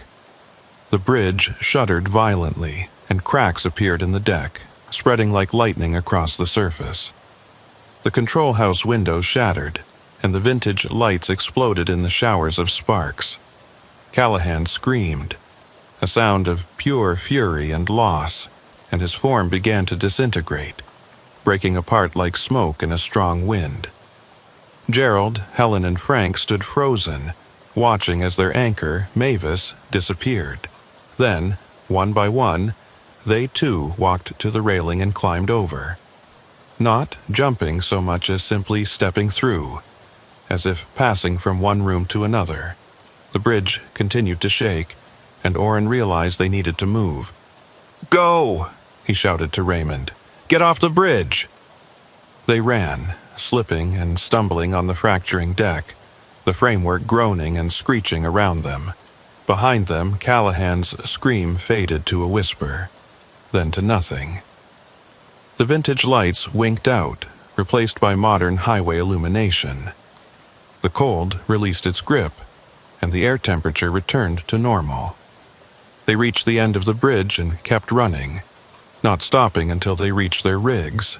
Only then did they turn around, breathing hard, and look back at the span. The bridge looked normal, solid and stable, no cracks visible, no damage. The control house windows were intact. Everything appeared exactly as it should, but the lights in the control house were dark, and there was a quality to the air, a lightness, an absence, that hadn't been there before. Did we? Raymond couldn't finish the sentence. I think we did, Orrin said quietly. I think they're free. They stood in silence watching the bridge, waiting for some sign of what had happened. After 10 minutes, Orrin's phone buzzed. A text message from an unknown number. Thank you. That was all. Just 2 words.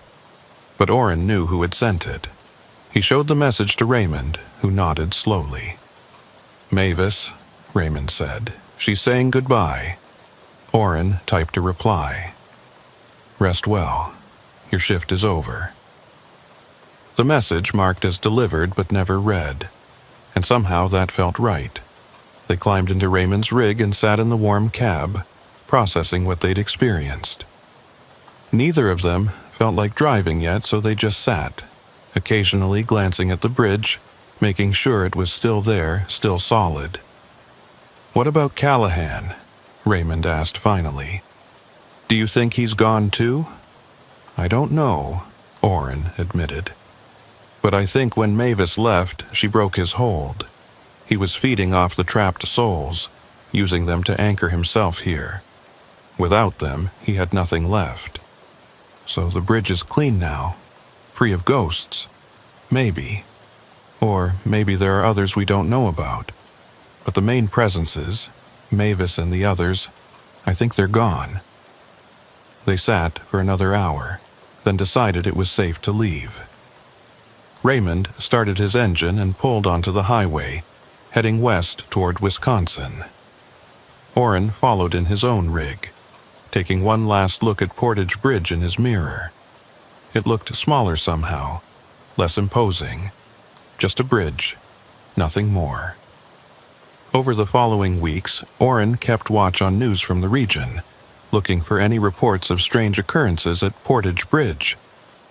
But there was nothing. The bridge operated normally, the barriers functioning properly, no reports of voices or apparitions or unexplained cold spots. In February, he received a letter from Thomas O'Rourke's nursing home. Thomas had passed away peacefully in his sleep on November 15th, the day after Orrin had gone to the bridge.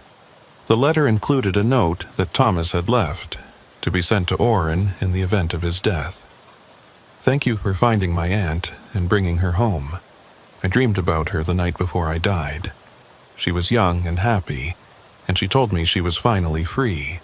She asked me to tell you that you gave her a gift she thought she'd never have, the chance to rest. Thank you."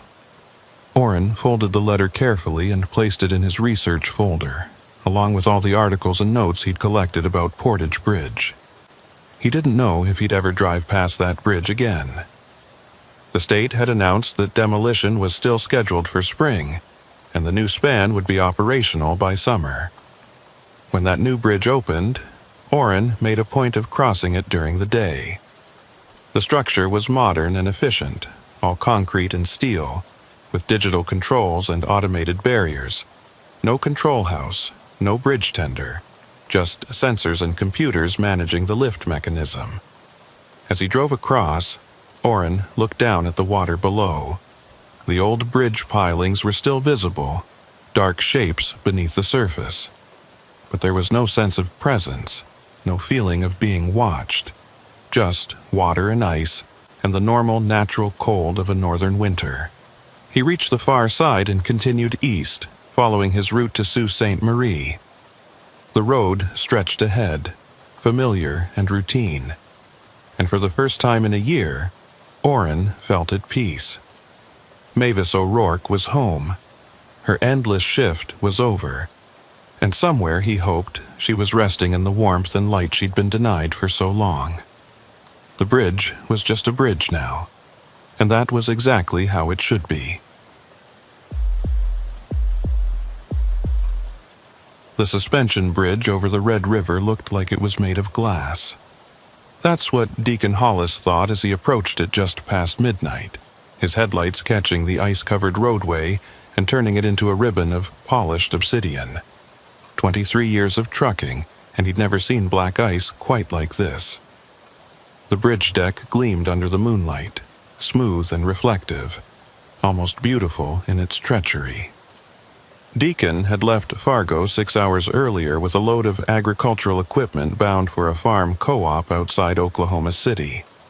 The overnight route would put him there by dawn if he kept moving, and the pay was good enough that he'd volunteered for the run despite the weather forecast. Light freezing rain, they'd said, nothing he couldn't handle. But this wasn't light. This was a sheet of ice thick enough to see his own distorted reflection in the roadway as his rig crawled forward at 20 miles per hour.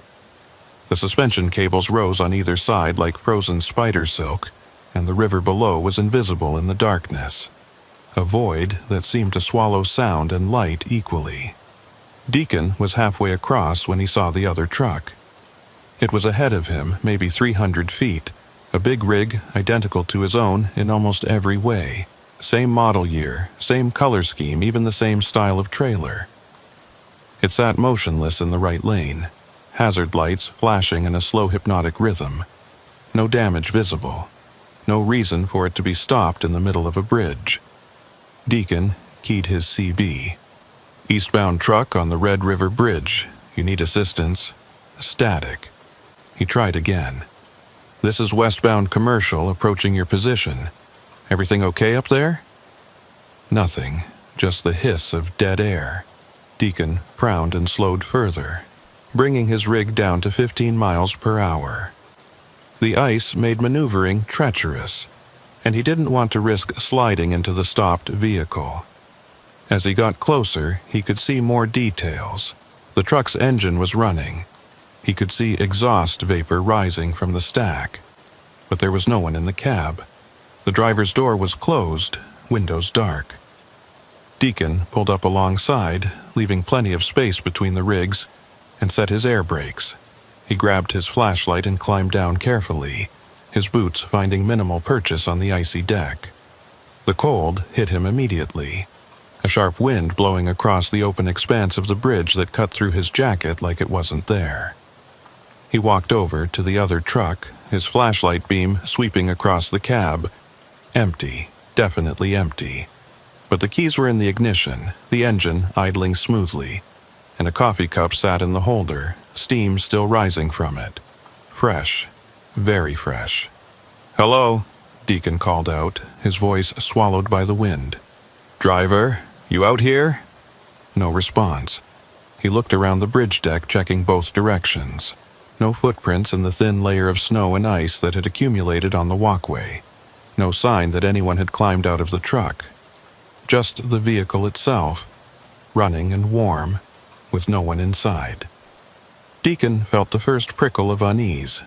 He'd heard stories about drivers abandoning their rigs in strange circumstances, usually involving mental breakdowns or medical emergencies. But there would be signs. Footprints, blood, something. This was just empty. He was about to return to his own rig when he noticed something on the side mirror of the abandoned truck. Scratched into the frost that had formed on the glass were words. Fresh scratches, the ice still loose and powdery around the edges. "Turn back." Deacon's breath caught. He looked around again, more urgently this time, his flashlight cutting through the darkness. The bridge stretched empty in both directions. The wind moaned through the suspension cables, a low, mournful sound that made his skin crawl. He walked to the front of the abandoned truck and checked the license plate, memorizing the number. Then he returned to his own rig, climbed inside, and locked the doors. His hands were shaking as he grabbed the CB handset. "This is westbound commercial on the Red River Bridge. I've got an abandoned vehicle here, engine running, no driver present, requesting state patrol assistance." A voice crackled back immediately. Male, professional, calm. "Copy that, westbound. Can you provide a description and plate number?" Deacon rattled off the details, including the message scratched in the mirror frost. There was a pause on the other end. "Say again on that last part? Message in the frost?" "Affirmative, 2 words. Turn back, looked fresh." Another pause, longer this time. "Westbound, this is State Trooper Vance Quill. I'm about 15 minutes from your location. Can you safely remain in your vehicle until I arrive?" "Yeah, I can wait, but there's something off about this whole situation." "Understood. Stay in your cab, keep your doors locked, and maintain radio contact. I'm en route." Deacon set the handset down and stared at the abandoned truck through his windshield. The hazard lights continued their slow flash, painting the ice-covered deck in amber pulses. And now that he was sitting still, looking more carefully, he noticed something else. There were marks on the ice. Not footprints, but drag marks. long, parallel scratches in the black ice, leading from the abandoned truck toward the edge of the bridge, toward the railing. Deacon's stomach twisted. He climbed out again, moving carefully across the ice, and followed the marks with his flashlight. They led straight to the railing, then stopped.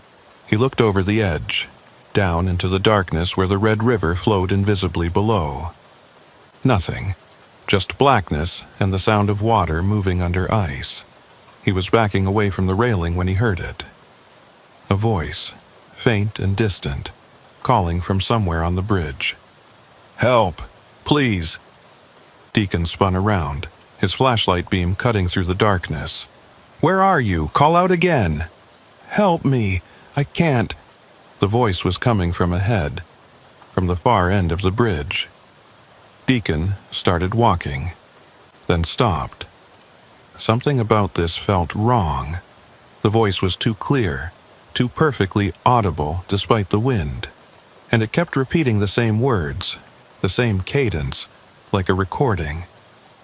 He returned to his rig and grabbed the CB. "Trooper Quill, you copy?" "Go ahead, westbound.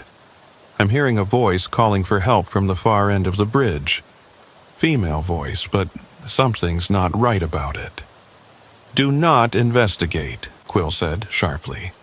"Stay with your vehicle. I'm 10 minutes out." But Deacon couldn't just sit there. If someone was hurt, if they needed help, he had to at least check. He grabbed his heavy coat from the sleeper, pulled it on, and stepped back out into the cold. The voice continued to call, always from ahead, always just out of sight. Deacon walked forward, past the abandoned truck, following the sound. His flashlight beam swept across the bridge deck, illuminating the ice that stretched like dark glass beneath his feet. He was 100 feet past the abandoned truck when he saw the figure. It was standing near the center of the bridge, silhouetted against the ambient light from the far shore. Tall and thin, wearing what looked like a long coat. It wasn't moving, just standing there, facing him. "Hey!" Deacon called out. "Are you okay? Do you need help?" The figure didn't respond, didn't move at all.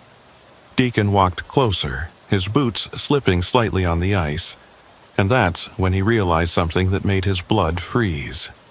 The figure wasn't standing on the bridge deck.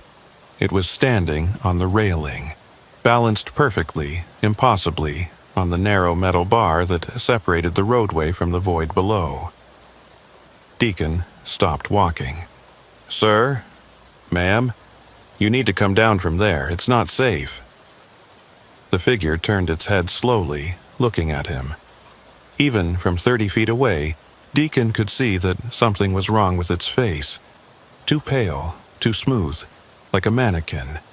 And then it spoke, and the voice was the same one he'd been following. "Help me. I can't get down. I've been here so long." "How long?" Deacon asked, his voice shaking. He didn't know why he was engaging in conversation with this thing, but words kept coming. "How long have you been up there?" "Since the accident, since the ice, since I couldn't stop." Deacon's mind raced. An accident. Someone who'd crashed on this bridge, maybe gone over the railing. But that didn't explain why this figure was standing on the railing now, perfectly balanced, looking like it hadn't aged a day. Behind him, he heard the sound of an engine approaching. Headlights swept across the bridge, and a state patrol cruiser pulled up near Deacon's rig. A door opened and closed, and footsteps crunched on the ice. "Don't move," a voice called out. Trooper Quill, presumably, though Deacon didn't turn to look. He couldn't take his eyes off the figure on the railing. The trooper approached, flashlight in hand, and stopped beside Deacon. "Jesus," he breathed. "Is that? You see it too?" Deacon asked. Yeah, I see it." They stood in silence for a moment, both staring at the impossible figure balanced on the railing. Then Quill keyed his radio. "Dispatch, I'm on scene at the Red River Bridge. I need you to pull any accident reports from this location. Go back 5 years, maybe 10, looking for fatalities. The radio crackled. Copy, stand by. The figure on the railing shifted slightly, its head tilting. Are you going to help me? We want to help, Quill called out, his voice steady and professional. But you need to come down from there first. Can you do that? I tried, I can't. Every time I try, I fall. And then I'm back here again, always back here. Deacon felt a chill that had nothing to do with the temperature. Trooper, I think we need to leave. Right now. But before Quill could respond, his radio crackled again. Trooper Quill, I've got your information. 3 fatalities on the Red River Bridge in the past decade. 2 separate incidents.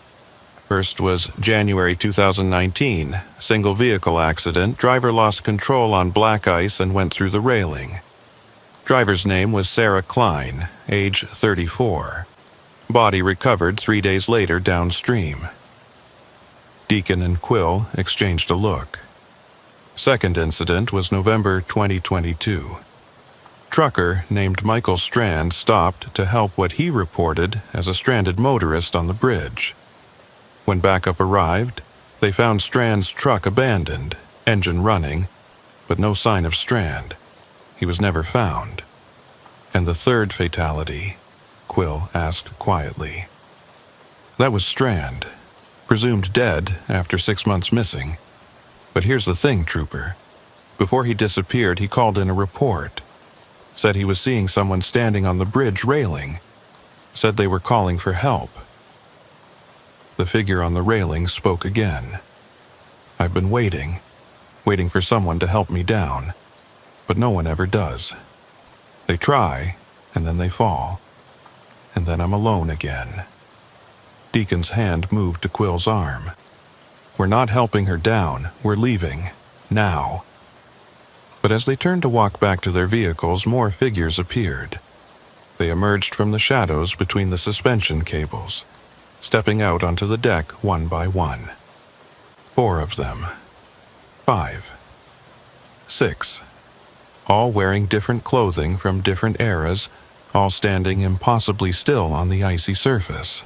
They couldn't stop either, the figure on the railing said. The ice caught them, pulled them over, and now they wait with me. Deacon's heart was hammering in his chest. Trooper, do you have a weapon? Yeah, but I don't think it'll do much good against the dead. Then we run. They turned and ran, slipping and sliding on the ice back toward their vehicles. Behind them, Deacon could hear footsteps, slow and measured, following but not rushing, like the figures had all the time in the world. Deacon reached his rig first and yanked open the door. Quill was right behind him, heading for the patrol car.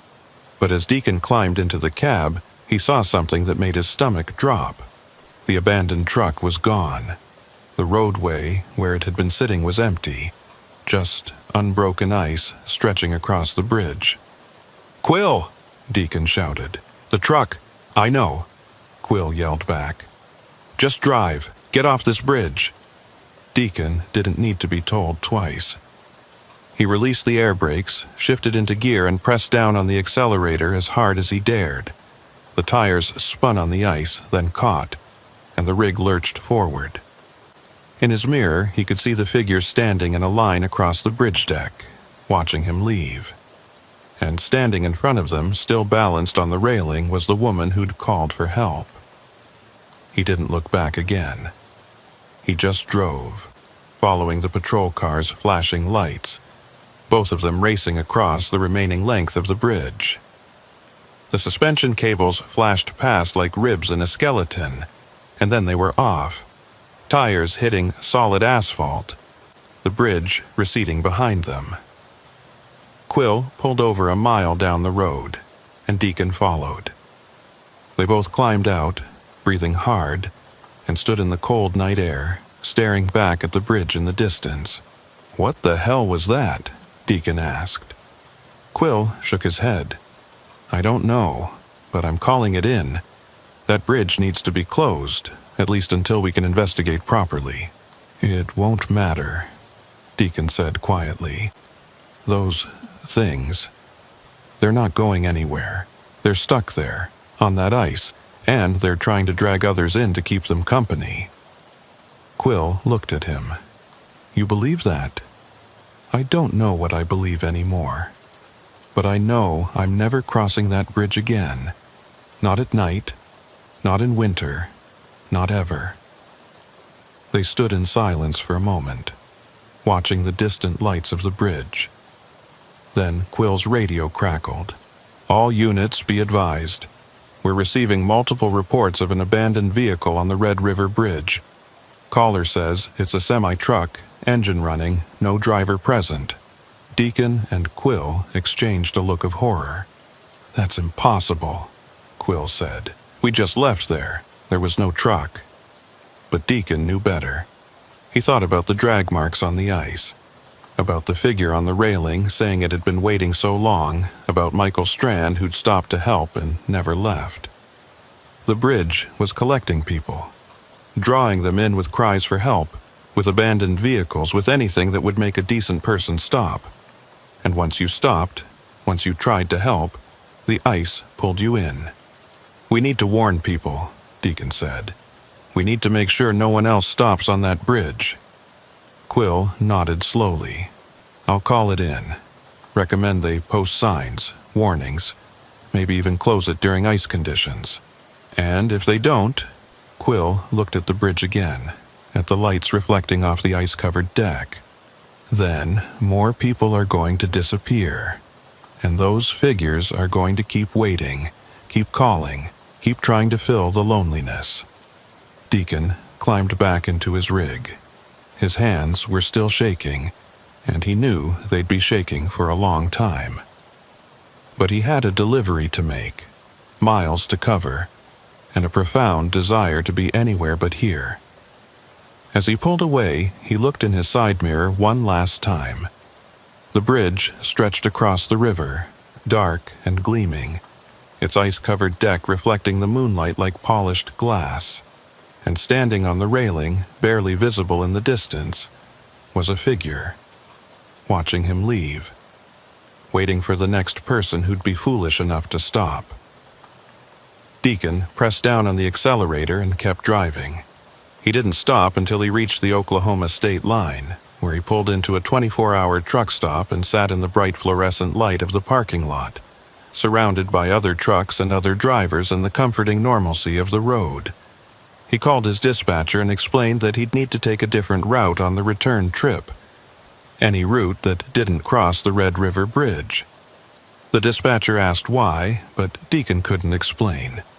How do you tell someone that a bridge is haunted? That it collects souls like ice collects on cables? That stopping to help someone might mean you never leave? So he just said the ice was bad, and the dispatcher accepted that. Because ice was a reasonable concern. Ice was something normal people understood. But Deacon knew the truth, and he knew that somewhere on that bridge figures were still waiting, still calling for help, still hoping someone would stop. And he knew that as long as that ice remained, as long as winter came to the Red River, they'd keep waiting, patient and cold and eternally hungry for company in their frozen vigil. The bridge remembered everyone who'd fallen, and it wanted more.